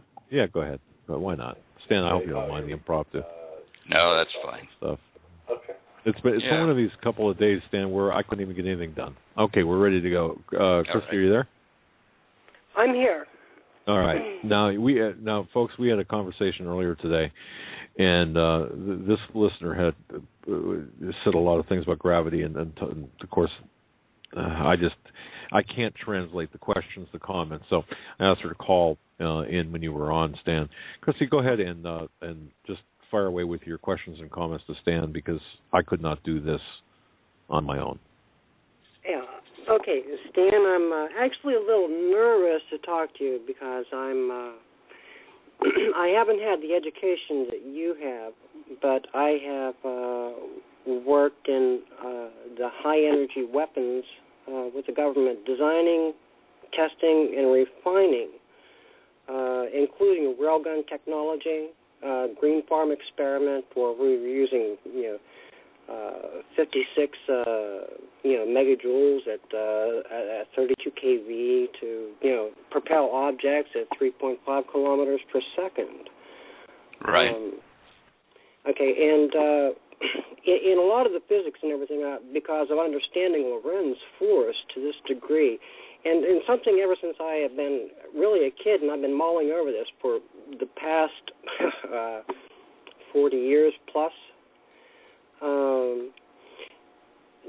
To me, gravity is an illusion.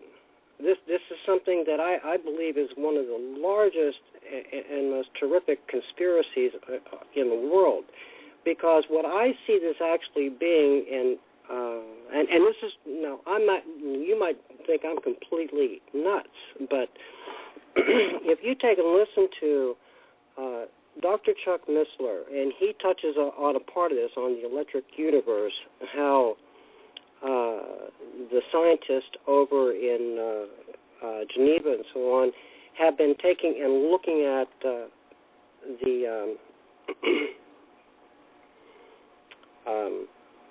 I'm trying to think of, I'm sorry, I'm at a loss for, I'm very nervous. Okay. Please excuse Don't be me. nervous. But in any case, when we look at the northern lights, okay, these are actually plasmic discharges, which are the electrical currents coming from the sun, which says that we actually live in basically a plasma. And if you look at the electricity, that they have to be very careful whenever they take and they dock to a satellite or something when they're up in space. They have to be very careful that they do not, basically electrocute themselves because of the static that is building up. So what I think this, what I think gravity actually is basically an electrostatic field on a planetary level that is strong enough to actually hold an atmosphere down to Earth, which is what, of course, gives us our weather and everything. And if you think about the things like, as an example, okay, anything, whenever you talk about anti-gravity, anti-gravity to me is completely nonsense because, first off, no gravity. But what you're doing is you are actually, by taking, as an example, you can take 250 turns of number 30 wire, plug it into a 110 outlet, and that thing will jump right off the floor because it's creating a field within that electrostatic field, which is like a bubble in water. Isn't it creating an electromagnetic field? Yes, it's creating an electromagnetic field, which is basically like a bubble within the field. And if you think of gravity as an electrostatic field, you can actually see how that would really drag on a person and drag exactly like it would with time and everything else. I believe is all particularly connected, just as Einstein said. I mean, all the equations all fit. Well, let me address that this way. It would be very strange for gravity to exist as a one-directional field in our universe. Everything in the universe that we can measure at the moment is an exchange of energy from one density of energy to a lower or other density. Now, that means that there's a two-way exchange, high energy density going into the low energy density and pushing some of that back into the high energy density area of wherever they are in space to conduct an experiment. I understand. I'm sorry. Go ahead. Well, I understand that particular thing, but then again, see, it's not just like our planet, but I'm talking about every planet. And when you take and you rotate a planet, like we're rotating at 1,000 miles an hour. I mean, 24,000 miles around, and it takes an hour to go 15 degrees. So we're traveling 1,000 miles an hour, and then our planet is traveling, of course, at 67,000 miles per hour going around our sun. Now, each one of these are creating their own field, okay, but when they're spinning, they're actually rotating the magnetic force itself. And if you look at the equations, they actually do exactly the same thing, where they actually take and make these ripples and bumps where you would actually be pulling, just like they say with gravity, how they say that, the sun will actually make like grooves because of its spinning nature. And it would do the same thing if you have an electrostatic field. And actually, it would actually solve the equations for when you're looking at things like the globular clusters. Well, there's another thing that would solve those equations. This was discussed in 1957 at Chapel Hill when the United States hosted an international conference of the leading cosmological physicists in the world. and it was a conference on the role of gravitation in physics. Now, 40% of their effort in trying to determine this was directed at fluid dynamic equations, spins in fluid. And an extension of that, what was discovered and not widely publicized, obviously, was that in a spinning vortex or fluid, there are two forces, it's generalized, two forces acting, one which drives the fluid toward the center of the spin and the reflection of that coming back out of the spin center. And the sum of those two determines where a mass will orbit that gravitational center. Now, I'm probably putting a lot of your listeners to sleep, guys, but I've written a number of explanation of this in a paper I still haven't published yet on gravity and trying to put it into visuals. But gravity really is the sum of inbound pressure in the fluid of space, call it the plasma if you wish, and the net between the reflected wave coming back out of the center of a planet or a star or galaxy, etc. Even a globular cluster is really in a state of either forming or coming undone. And I think in the age of the universe, it would be coming undone now. I know this is kind of difficult to explain without waving my hands and drawing pictures for you with my crayon. But really, gravity would be... It's an interesting mental exercise. Oh, it is. It is.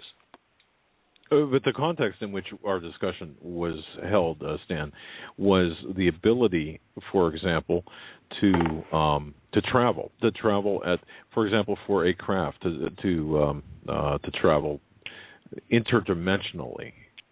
Am I getting that right?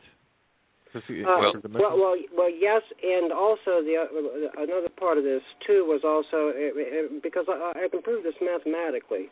Of course, I can't do that over the phone, but you can take a look at the way, like I was saying, like when you put yourself into basically creating a Hilbert space around yourself by this field. You are no longer having that same drag that you would have from what they call gravity. So you're free to move back and forth or make right-angle turns at high velocities without any effect. Well,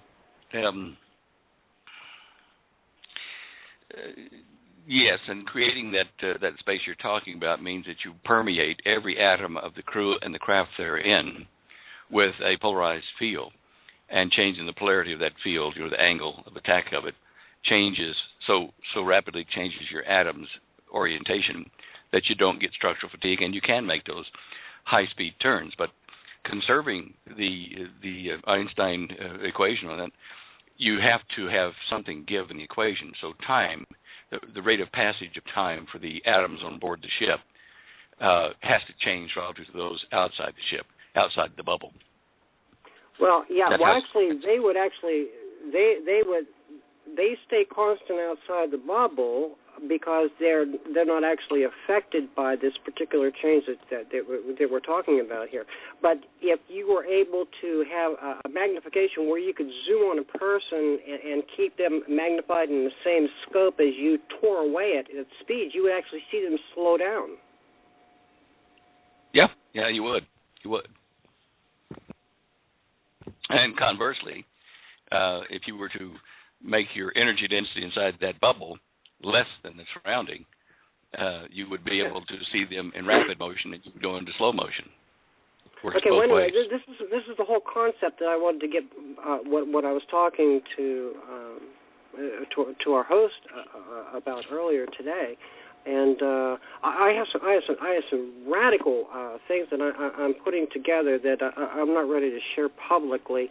Although I did touch base with him today on basically people getting off the grid, and I have two solutions which are excellent, and I'll have them ready very soon. Good. Well, good.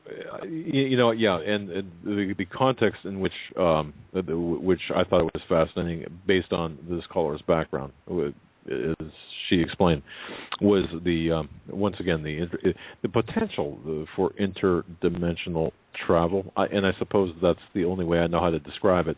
Maybe I'm oversimplifying it, but you can see why I couldn't even articulate the nature of the discussion that we had about gravity, and I would even call it maybe just a misconception, perhaps, about gravity. But that's why I wanted her to direct the question to you, because I couldn't. I feel like it's like a deception because the whole point is that all these equations all work together, and if people understood it at the level that I'm speaking of, just think where this world would actually be. The New World Order, in a lot of their publications, they have stated over and over again that mankind can never be allowed to go to his potential.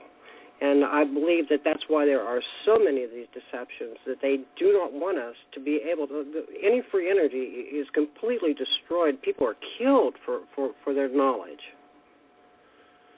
And which of course is a concern to me, because I know how to do a couple of things. Yes, Stan. Should people be? I mean, people have been killed over energy, right? I mean, over developing energy, alternative energy sources. Well, I assume they have been. I've certainly read a number of reports that seemed rather to indicate that. I talk rather openly about my alternate energy with my research associates in Colorado and elsewhere in the country, and in fact overseas. We use verbal email. We talk openly over the phone and over Skype and shoot diagrams back and forth. And none of us have been threatened yet, but then again, maybe we haven't hit on the magic thing. I mean, basically, no matter what kind of free energy device or cheap energy device, renewable or whatever that you develop, you're only going to get in trouble when you try to release something that's easy for people to make themselves to break free of the grid system, and certainly that would be a threat to the New World Order. So, you're not going to market or sell anything like this. If you give it away, the technology, that's okay, because once it's gone out, no one can stop it. Understood, but yeah, if you try to market it, they will definitely put a stop to it one way or another. Yeah. Well, Christy, look, I want to thank you very much. I could not have articulated what you did to Mr. Dale and do it justice. I want to thank you. We're gonna cut you loose. We'll talk soon, because we've got more to discuss about other things. I just want to thank you very much for your time. Hopefully, I have one question for you before you cut me loose here.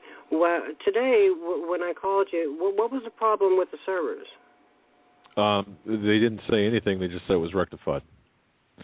Because it was two different servers. That's why it was interesting. Right.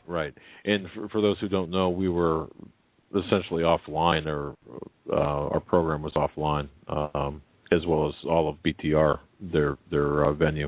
It was kind of interesting. We did not get any reply other than, "Hey, it's fixed. We rectified the issue." That's the only thing we said. Same thing.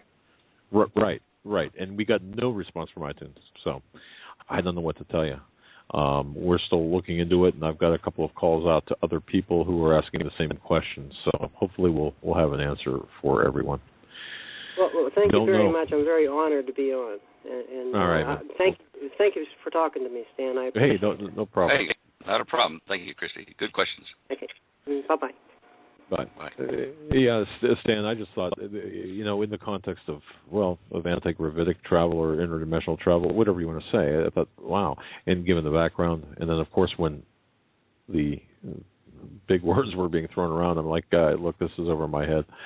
So, although it sounded like there was some issues there that perhaps you could have, and you did, and provide answers for. But very good. And I would say, too, cosmic conspiracy, grab a hold of it, because you do talk about this, maybe not in that fashion, but you do talk about this in detail in Cosmic Conspiracy. Well, I did give a simple graphic and a discussion of how gravity is a two-directional system, going one way and reflecting back. And I think if you remember that little cart with the piece of wood vertical on it, the holes in it, and a fire hose, that explanation really is an explanation, of the concept rather than the way it looks in practice. But it's easy enough to understand. Perfect. Okay, yeah, and you do make it simple in Cosmic Conspiracy, a lot more simple than I could ever hope for. I want to thank you for that. That was the objective. All right.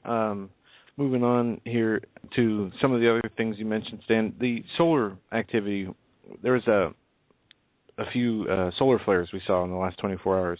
We have this huge sunspot facing the Earth, and I have to look at the back of the models to see if it's still lining up or if it's going away from the Earth. But do you think we will see from how the activity we've seen around the sun in this sunspot, you think we'll see any more bigger solar flares that come out of this sunspot, and what will be, if anything, the complications that we have from what has already been ejected? Well, I think we are already starting to see some radio transmission variations, and what the ham radio operators and the AM and FM broadcasters have seen over the last couple of days. That's not a serious thing, really. I think we'll have to see a much bigger event or series of events in succession on the sun before I start worrying too much. Never like to see them pointing right at us and shooting CMEs or flares. But we are at the peak of the solar sunspot cycle, and it looks like it might be a double peak, which means it peaked in 13, it'll peak in 14 or 15, 2013, 2015. And during peaks like this, we do see statistically more Richter 7.5 to 8 and plus earthquakes on Earth. So I would be more interested in following the increase of earthquakes, and serious ones, during this next few months, during the rest of the year, in fact, to see if that holds true for this year in this sunspot cycle. In another 6.5 years, another 6 years, 5.75 years, we'll be at a trough where these kind of events can occur again as well. Something I noticed many years ago and looked at in Cosmic Conspiracy and put graphs up to show this, the occurrence of earthquakes on the ascending side, going up to the peak of the sunspot cycle and then down into the trough. And so it was mainly at the trough approaching, the neutral point of the low point of solar sunspots, and at the top where they were at their maximum, that we see these earthquakes. And to that end today, I dug into the earthquakes over the last 7 days across the planet and in the United States, and I can see that the United States is in a world of hurt. You can see that on the images I've put up on the show images page. But globally, just looking at it here, I would look at that seismic activity right now. Now, it may get worse than we'd ever had before. I don't know. But this year is the time to be looking for a number of significant changes in the earthquake realm here on the planet, and I think these are linked to behavior in the sun. And we could be witnessing a rather dramatic change in the sun this year as well. There go the guard dogs; they're after me. Yeah, last time you had a dog dial. You said, "I'm going to turn this down," and it went away. Yeah. We got to get one of those. I did, and I turned it back on to be sure I could hear what's happening upstairs. But they're good guard dogs. I have to keep them from eating a leg here and there every now and then. They're funny. This is not a hugely important topic, but we have these little pocket gophers that dig up into the vineyard and into our bushes and blueberry bushes and stuff, and they hit the soft dirt, and then they start tunneling and throwing up mounds of dirt. And you have a dickens of a time finding out where their hole is, because they push the dirt up and bury their hole, on the top of the ground. But these dogs, I'll have to do a photo or an image or a video of that one of these GoPro cameras, because when I tell them go get the varmint, they run like crazy, sniffing the ground. They know where to sniff them out, and clouds of dust will just come out of the ground, and the dog will be tail up, nose down in the hole, digging until they clear the hole for me, and then they'll stand back so I can put the smoke bomb down there. But they're good doggies, very efficient. That's incredible. I mean, I look at dogs seriously. The dogs especially as God's gift to man, and they're a part of our family, and I know they're a part of yours. They're just fantastic creatures. It's just part of the family. But boy, they can do some marvelous things. And Holly sent some photographs. I just love those photographs that I get from Holly about dogs and behavior of dogs. Very interesting. By the way, I do have. I had a neighbor who has a dog. A couple of things. Are dogs sensitive? We had this discussion, actually. Are dogs sensitive to earthquakes or changes in... Can they predict earthquakes? I'll just ask I think they can sense things beyond our sensory range. I don't know whether it's in vibrations that they feel through their paws or their body, or whether it be electric charge variations, but certainly our dogs have exhibited, a sensitivity to noises so subtle we couldn't hear them until they were on top of us, but like helicopters with the stealth mode on, and they just come right over the house. And even Holly has presaged these things by pressures in her lungs when they're out so far I couldn't hear them, but she could feel it. And so going on that, I would say that dogs have a different range of vision, the different frequency ranges they sense. They smell a zillion times better than we do. And, they're sensitive to vibrations. That's how they track a lot of things underground or, in the forest, and they track vibrations.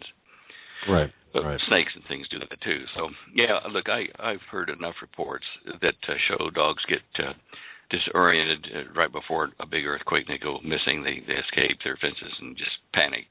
That I do believe animals, maybe not all animals, but a great number of them, a great number of species, do sense things long before we do, even changes several days away.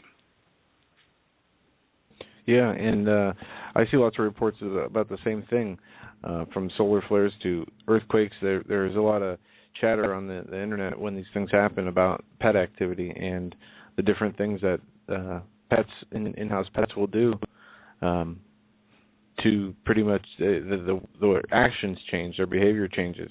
And I find that very interesting, and we know that animals have a more sensitive sense, I guess you'd say, or more sensitive to these things that are happening, or get some kind of who knows what it is beforehand that alerts them to that change. But their behavior is different, when something is coming down the road in the short future compared to any other day, and that's always an indicator. So people need to keep an eye out for that, because it could be a lifesaver at times.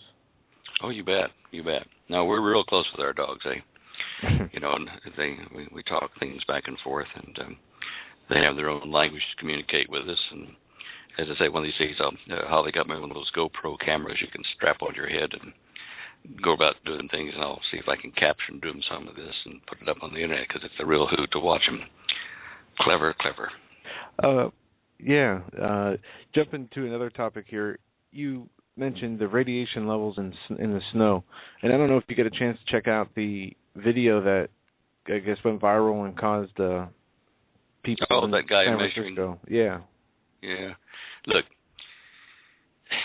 you're going to get variations in the gamma radiation flux when it rains or snows. This is, widely known by people that measure this kind of stuff, and it can be due to things like radon gas being caught up into the cloud and then coming down the rain.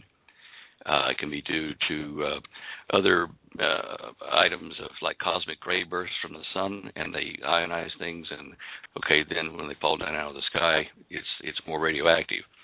If you'll look on the internet, look up things like gamma radiation, rain, snow, variations in background radiation, that kind of stuff. You'll find a number of papers on this. And it's not saying the guy didn't measure this properly. I'm sure he did.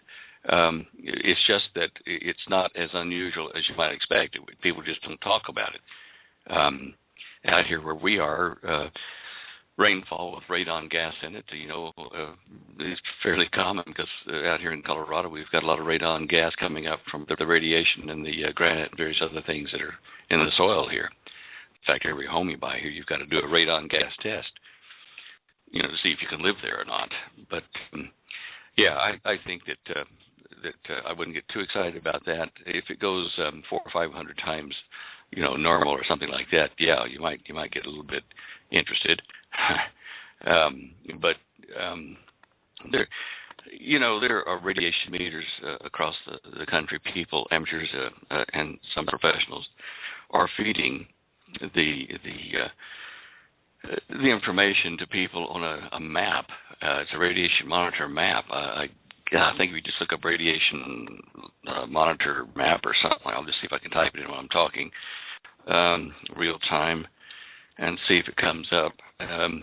But Radiation Network, that's what it's called. And I'm just looking at the maps they've got up today, right this instant. And there are no high radiation readings anywhere on this map. And as I say, it's an amateur type thing, really, of just people plugging their data in from their handheld units all over the country. If you get over 100 points, if you look at that radiationnetwork.com, if you get over 100 points on any of these circles, that tells you that you must pay attention to what's happening. That the radiation level is elevated. And the worst place in the country at the moment is right here just north of me in Colorado. It has a 74, but with that exception, everything else is like 21, 31, 23. I mean, just in Pennsylvania, like 49, and in, let's see, where is that, Michigan, 37. So I'm not too concerned about it yet, but I do think it's a good idea for us to keep monitoring or looking at these maps here that are, done in the amateur network, which will kind of give us warning when stuff, blows over from Fukushima, if it does. And I think the majority of it, by the way, is probably going to blow over airborne-wise over Alaska. Yeah, that's a point. Have we still got time here?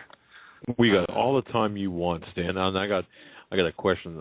I got two other questions that are critical for you to answer. But we got all the time. You know what? Let's kick back, folks. Grab your cups of coffee, kick back, and listen to what Stan's got to say. Alaska. Go ahead, sir. Okay.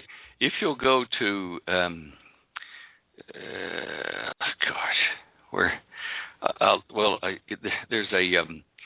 there's a website called earth.nullschool.net. Current wind, maps. In fact, I'll tell you what I'll do. I'll send this over to you guys. I'm going to post it over to, I hope this is to Joe. Did you get that, Joe? Yeah, I did. Okay. And I'll send this to my dad and post it in the chat room here. Okay. Now, looking at this, it's a live interactive map to see where the current wind patterns are in the Pacific. And if you look at the prevailing wind patterns that form over this globe, you have to give it a couple minutes to, update itself. You will see that instead of blowing straight from Japan across the northern Pacific and hitting the coast of the United States, that the majority of this stuff bends around and drops over the Bering Strait and over the southwest portion of Alaska. And there's another drop out in the ocean there where it drops as well. So from time to time, if you'll check that map, it's updated every few minutes, you'll see what the prevailing wind patterns are in the Pacific and over the United States as well, of course, or anywhere you want to look. You can turn the globe with your mouse, and you'll see whether or not to be excited about winds coming from Japan, bearing radioactive particles. If I were in the Philippines or in New Guinea, I would be more concerned because the flow from Japan, as you can see on that map, the flow predominantly goes down and hits directly in the middle of the Philippines and curves around back toward New Guinea. And, even Australia is fairly shielded from that because of the islands there and the wind patterns. But it takes a long time for the wind to take particles straight from Fukushima over to the United States, to the mainland in the lower 48. You will get some, and in fact, the wind circulation patterns from the northern hemisphere eventually transfer volcanic ash and stuff across the equator and down into the southern hemisphere, into the prevailing wind patterns there. So no one is totally exempt on the planet from some percentage of the Fukushima particles, radiated particles that are in the air. The water will eventually distribute some of the lighter ones, but predominantly the heavier metal radiated particles will drop into the seafloor. And sadly, the shellfish, the lobsters, the prawns, the shrimp, clams, these things, which are on the sea bottom and filtering the sludge through their filters they eat with, they are absorbing a lot of the radiated particles, and of course it's killing a few of them, some of the fish that then feed on them.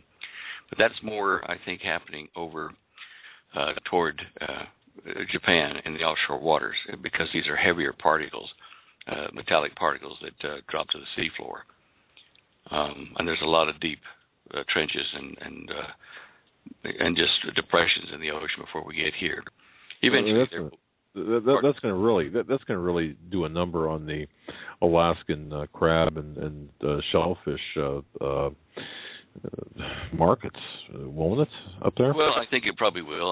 Holly and I talked about this the other day, and she says, I don't care. I'm going to eat, just like she was telling Joe, I'm going to eat that Alaskan king crab. I like it. When I can afford it, that's a treat.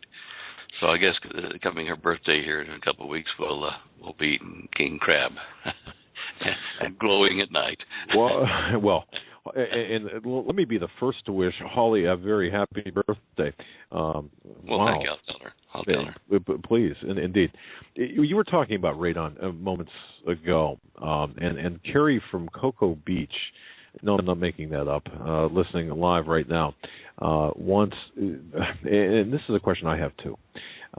Carrie from Cocoa Beach wants to know about radon, specifically in her home, is radon mitigation. And folks, if you have a home that's you think you're going to sell or want to sell, home inspectors are and I just had this occasion happen to me. Home inspectors are looking at radon levels in the basements of homes. Now, my missus of trying to sell her home, okay, and she had a radon test done, and the radon levels were off the charts. I mean, they were like 10. I don't even know what off the charts are. 10, whatever. But she had to have somebody come in and install a radon mitigation unit. Now, I've never seen it, but I've never seen it before. I saw it after it was installed, and it was like a pipe, and it was drilled into the basement floor, and that it had a vent, and it supposedly got rid of the radon gases. My question, Carrie from Cocoa Beach, her question is the same as mine. How deadly is radon? Is it something we should worry about? And is radon mitigation if somebody says, look, you need to have this radon mitigation done in your home, is this a scam, or is this something we should be paying attention to? No, that's something you should pay attention to. Mainly radon is a gas, right? Right. And all you have to do to mitigate it is to have a little a low power suction pump that takes it out of your basement and also out from underneath your basement, and because it pools there as it leaches out of the rock formations underneath it.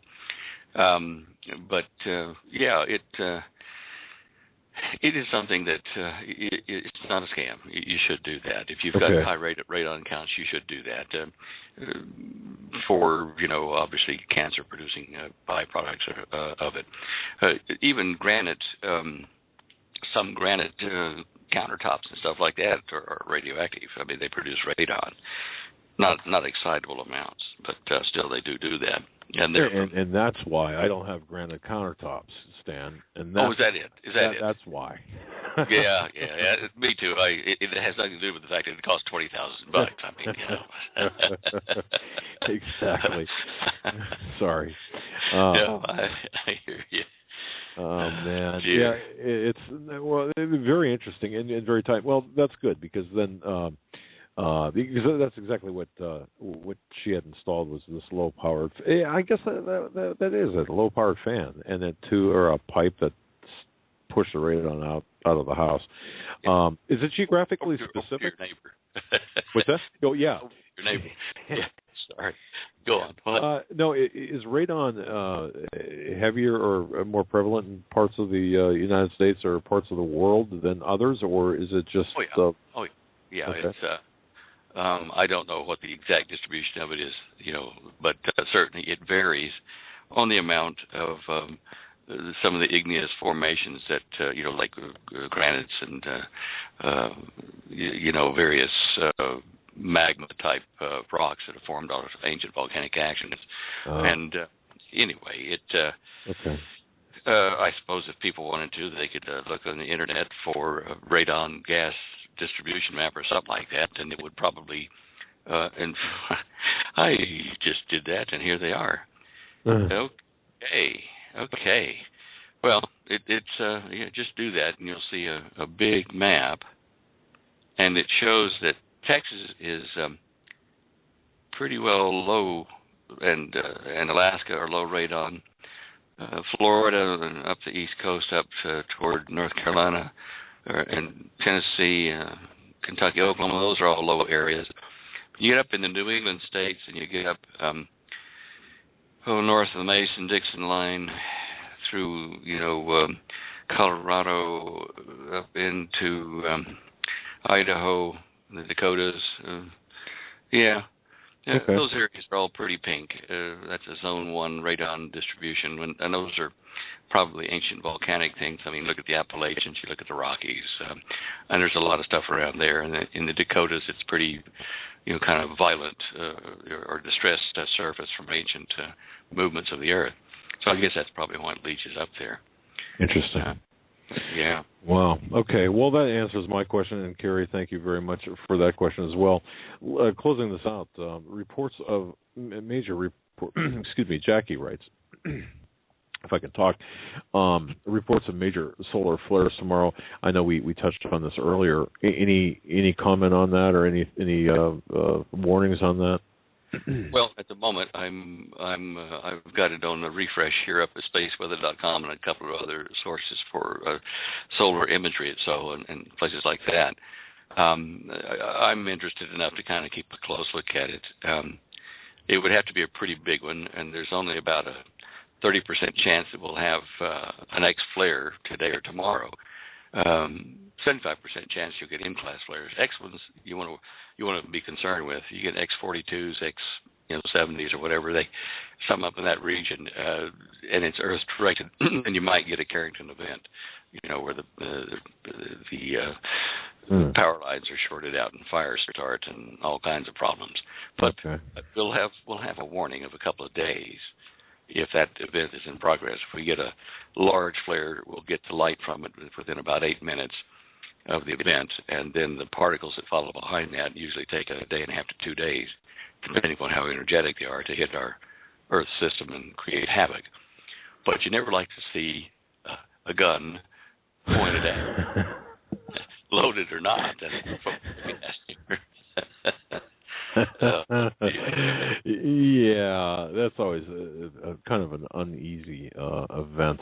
This would be considered a big gun because these are one of the bigger solar spots that I've seen in a while. I think there was one last year that I remember that was similar to this, where people were taking pictures of the sun in different parts of the globe, and you can actually see the sunspot and real nice and big from just their pictures, even from their phones. Yeah. That when you can see it with your phone, that's pretty interesting. I would suggest that people, go to Soho or some of the other live solar monitoring things, and they take it on different wavelengths and look at those from time to time during the next couple of days, because you'll see the event there. Right now, for instance, the sun has a large coronal hole in the northwest sector of it. Looking at it, the northwest, using our bearings on it. But the actual sunspot is very bright. That black sunspot is actually very bright in the certain frequencies that they do film it in. I don't, it's moving on past now. I mean, it's past the center point now. And the more it turns away from us to the right, the better it is. Obviously, it is a big one. And there are a number of things on the sun itself which are not straightforward in the way we think about magnetic fields, which are what causes these sunspots. And these magnetic fields on the sun, it's not just north pole at the top of the sun and south magnetic pole at the bottom. Each hemisphere, the northern hemisphere and the southern hemisphere, have their own north-south in those hemispheres. So the north-south pole alignment, or the north pole of the top half of the sun, can flip upside down and put a south pole at the top, before, say, the bottom half flips its poles. In that case, you'd have two south poles at the top and the bottom. You'd have a south pole and a south pole at the bottom, and until the bottom catches up. But in addition to that, because the sun is such a tremendous amount of energy spinning around there, it creates high-speed turbulence in the burning surface of the sun, if you wish, in those gases, which are very magnetic. And it has a bunch of little magnetic fields all over the surface. Every sunspot pair, and they come in pairs, has a north and a south part of it. No matter what hemisphere they're in, they'll have a dipole, a north-south magnetic field that joins two spots together. And that's because in that little area of the sun on the surface, a magnetic field or a swirl of the plasma is in progress, and it creates those poles, which are basically sideways to us, not pointing at us, but sideways to the surface, like parallel to the surface of the sun. So it's a very complex thing to try to, from our position on Earth, to try to figure out how the sun works, what the nuclear chemistry is, what the magnetic field behavior is going to be. I mean, a lot of these things that we can observe from here, we can look at them and say, statistically, historically, they've done this, and that. So if everything goes on as it has before, then it will do so again according to that same pattern, and so here's what we need to worry about or don't need to worry about. That's called post hoc, ergo propter hoc. As it was before, so shall it be again. But that is good until the time that it's not. It doesn't follow the pattern. And that's where we are at the moment. We're experiencing changes since 1992 in the sun that we had never seen before. Interesting. Wow. Since magical year 1992. I mean, what's the magic behind that, or is that just when? Well, that's when they first detected the new ultraviolet spectra coming out of the sun, okay, which indicated a change in the internal chemistry, nuclear chemistry of the sun. So then people went back scratching their heads and, trying to figure out why something like that would happen when their models historically had said it was stable, but our sun is not stable, and the energy coming from it does vary. So we call it a variable output star. It doesn't vary as widely as some other stars of different ages, but that means that a 2% change in the energy output of the sun relative to us, whether it be cooler or hotter, and which frequencies it occurs in, could throw us into an ice age or throw us into better put on your bikini for the next year or two. I mean, it's that fragile a balance, 2%. 2%. Wow. Well, Stan, thank you so much. I know we took you over once again. We always do that. We always promise you, you can go after an hour, and then we just suck your time right from you. And we appreciate your graciousness. It's good fun. It keeps me on my toes. I tell you what, that Christie's series of questions and things was quite interesting to me. I'm sure we probably put a few people to sleep, but I wish we'd have had more time to talk. I could, throw pictures at her to explain, but. Yeah, and it was an interesting question to me. We got into actually magnets as well, which, let me toss one last question at you, and let's just give a hypothetical here. And we haven't looked. We're all getting older as our audience. I know that there are a lot of older people in our audience, and I'm sure some of you folks have had or will have MRIs done, for example. And Stan, you and I both know what MRIs are. But let me throw a hypothetical at you here. Let's say somebody would spend kind of a long time in an MRI machine, the magnetic machine, where they look, use magnets to look at your innards. And let's say maybe they do 3 MRIs, like one right after the other, and you're in there for a couple of hours, and it's really uncomfortable. When you get out of that, is it, and someone would report, I don't know, maybe seeing colors different or feeling like you're walking in a kind of an altered state. Is that just, is that imagination or an artifact of perhaps just being confined for a while, or is that does the magnetism do something to excite the stuff inside your body to make you feel wonky? A lot of scientific terms there. Pardon me. Yeah, I know those are pretty high-tech terms. brain and eye tissue may be affected only to a minor degree for a short time. I haven't ever noticed it myself, but it depends on the person's physiology as well, their gene structure. What is happening in that is it's a magnetic field that's, of course, going around your body, and it pulses, a strong magnetic field, really strong. And that magnetic field goes down into all your tissue and says to your atoms, here, take this energy, now let go of it. And when it's not like X-ray, it's a very safe way to do it. And your atoms all release energy in different densities. And, of course, they record that on the reflected side of the MRI cage, or they pick it up and they say, here's an image of what the magnetic field is getting back from the human body. It's not like penetrating radiation, stuff like that, but certainly magnetic fields do have physiological effects on the body. I mean, pigeons are a perfect example in that they have magnetite in their brain, and that's how they can be a homing pigeon or know where they're going, is because they're getting interaction between the magnetite, which is magnetic, and the Earth's magnetic field, and so they know to go this way or that way. It might be interesting if you have you done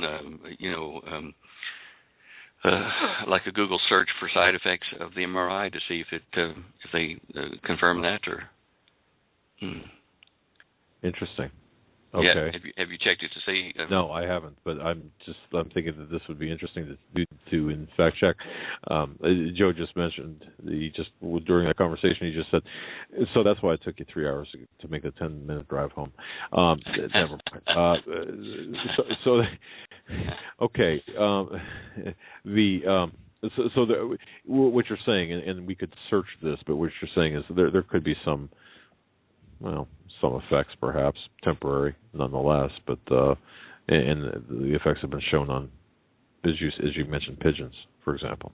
Well, look, I mean, it might depend upon your concentrations of iron in your body in a form that would be paramagnetic or something. Okay. Diet, it's kind of hard to make a blanket statement for everyone on it, but I suspect it is possible.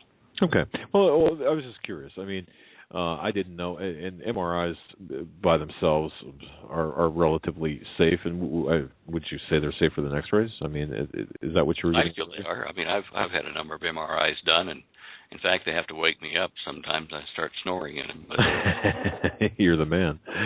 Okay. Holly says, "No way am I doing one of those in a little tiny tube." But with me, I can kind of sleep anywhere. But yeah. Well, yeah, it's interesting, and as we age, and I know some people out there listening are scheduled for various tests, from MRIs to even CT scans and other things. So that was kind of a question I thought might be relevant to some people, and interesting nonetheless. But well, look, there are common effects for it. I know that when I was getting off the trade, when they pulled me out for one of my more recent MRIs, the nurse came over and held my hand and said, "Look, you might not know it, but you might be a bit dizzy, and do you feel nauseous or headache?" And they ask you that, and so I guess they've had these symptoms before.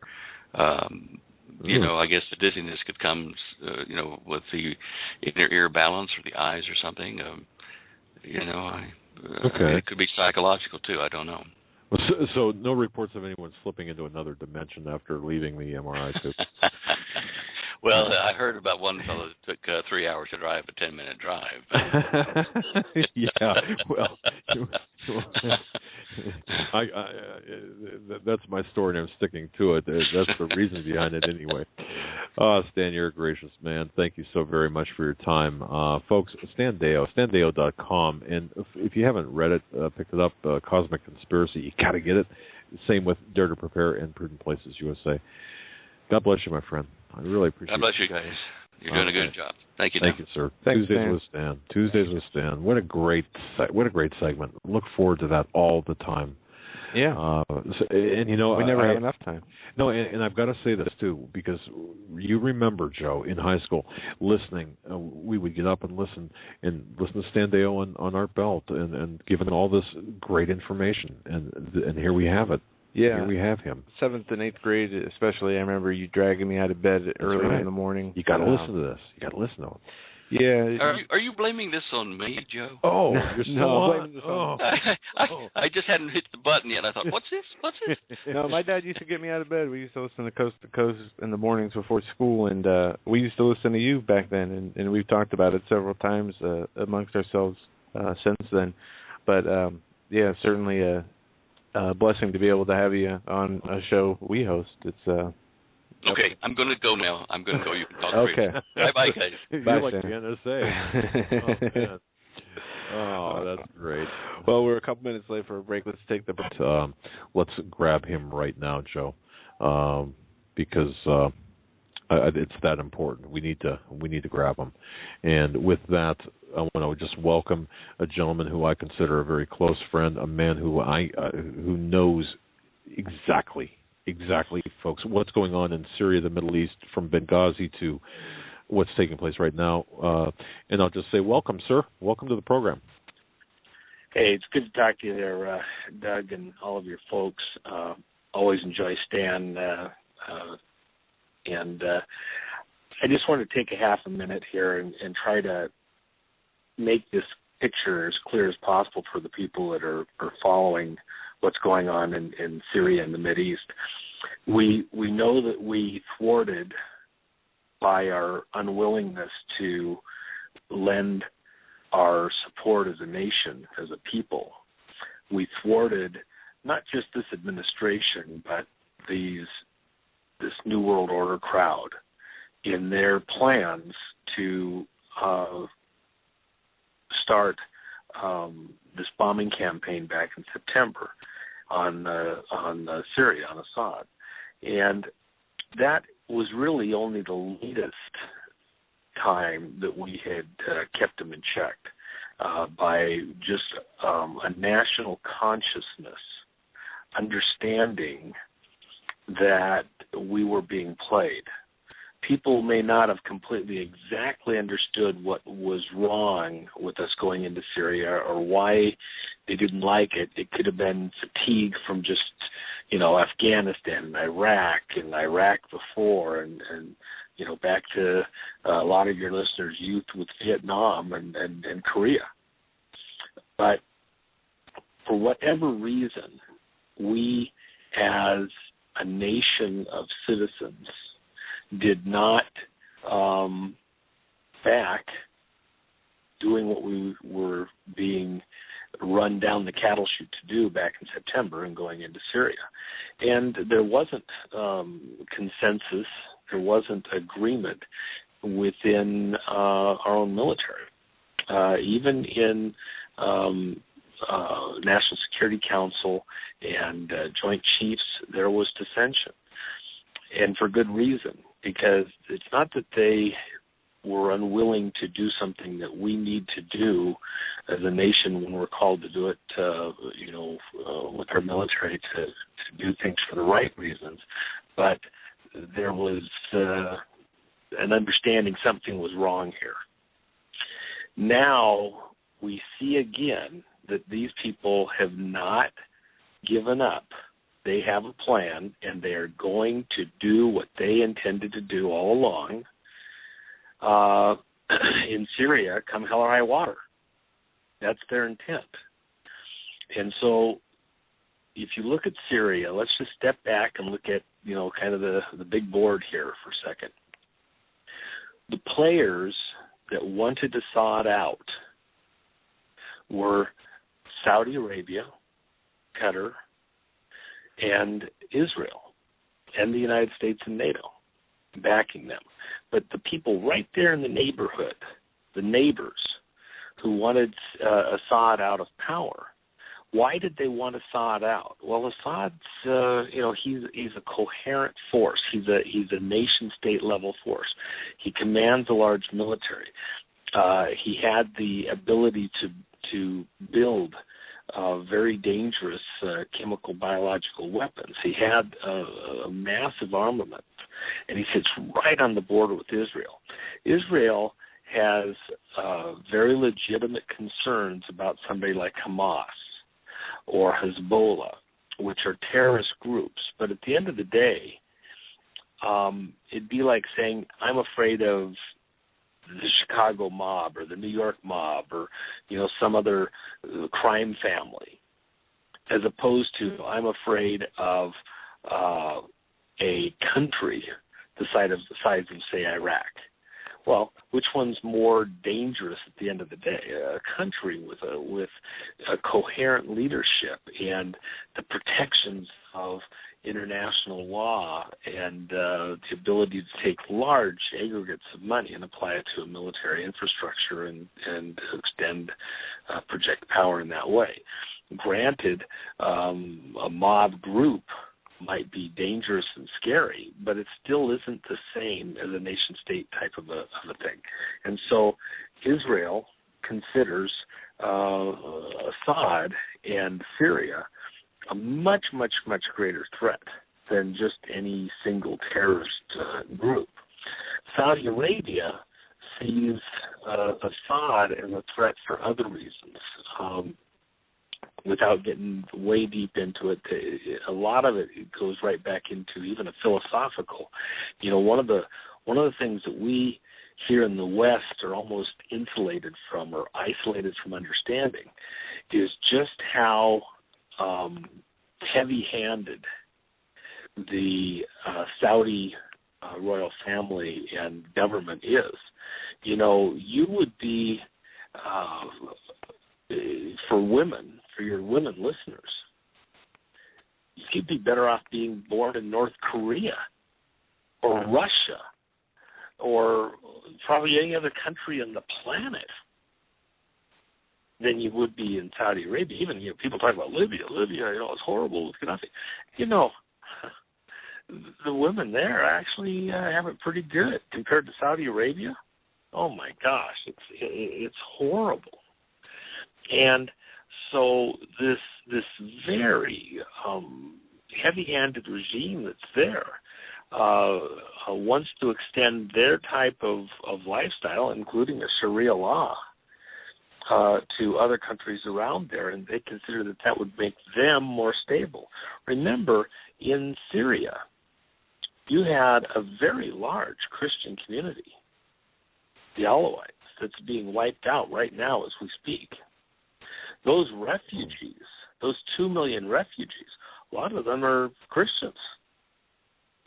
And the most important thing, and you raised it earlier in the show when you were talking about Syria, and this is why I felt it was important to take a moment, is this ISIS group. First off, just the name itself has to send alarm bells to outer space. This is an insider name, the space station's name and everything else. They like to put their little thumbprint signature on things that they do, code, with the numbers and names and gods and goddesses and everything else, and they act as though, it's just a coincidence. But it's not a coincidence. And so even with the Free Syrian Army and with the alleged rebel groups that have been going into Syria, they've been under attack from this ISIS crowd, in part to claiming that they're not going to be Sharia enough once they get in power. And so they've been taking out the leadership of some of these other groups, essentially wiping them out, and then taking whatever fighters that are there left and continuing on with the fight, essentially replacing al-Nusra, who was the power player that we said we wouldn't back because they were just too radical for us. Okay, well, now ISIS has taken that place, and their goal, and the goal has always been, by these alleged freedom fighters, that they want to put a better Islamic government into Damascus that will assert a Sharia-type reign over the people. And so Assad is bad because he won't go completely Sharia. Well, that wasn't, it should say that you have a revolution in the country that's being led by the people. You had to bring fighters in from North Africa, from all over the place to come in and do the fight. and the people aren't necessarily, the numbers are very thin. It'd be like saying that some of these oneness groups here in the United States suddenly are wanting to overturn the government of the country, and their numbers might be 1/10 of 1%. And suddenly, but those are legitimate freedom fighters to overturn the government. The numbers were not we were told they were. So if we look at Syria and we say, okay, so somebody wanted to come in and get Assad out and change the balance of power in the Mideast. And that somebody in this particular case was primarily Saudi Arabia and Israel. Well, look at the borders. They're to the south and to the east of Syria. Why, if Saudi Arabia wanted to go to war with Assad, didn't they just go march right up the street on their back door and attack Assad? Because they wanted to make it look like this was coming from someplace else. And we were their proxy agent to help make that happen. So with Muslim Brotherhood people out of Egypt and out of eastern Libya and out of the rest of North Africa, using some of the weapons out of Libya, which they used like a storage depot, and clipped all the weapons in there and started shipping them up to Lebanon, Jordan, and Turkey on the west coast of Syria. It was made to almost be like an illusion, a magic act where, it has nothing to do with Saudi Arabia and Qatar. It's coming from the people themselves, and all these arms are coming from the world. Well, it wasn't coming from the rest of the world. It's coming from those guys with our help. And now that all of those fronts to the west and to the north, with Turkey being to the north, have failed, and Turkey's going into some kind of chaos themselves, the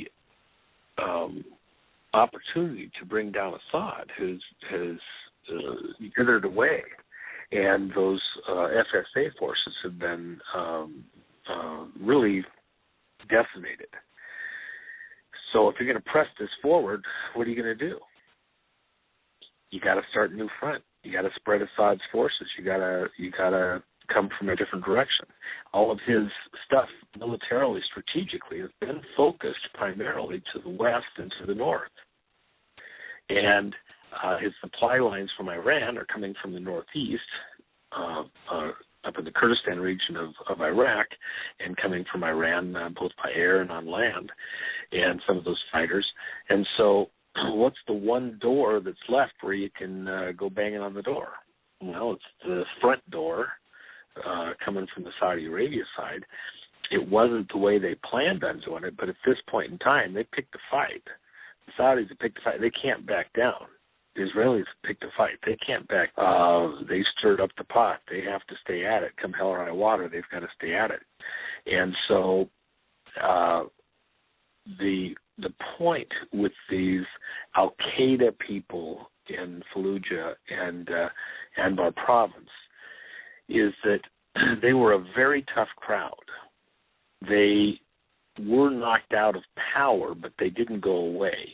They were still there. They just were out of power. And in this deal with the devil that's forming or has formed now, the understanding is that we'll let them regain power. We're not helping them. We're just allowing them to regain power.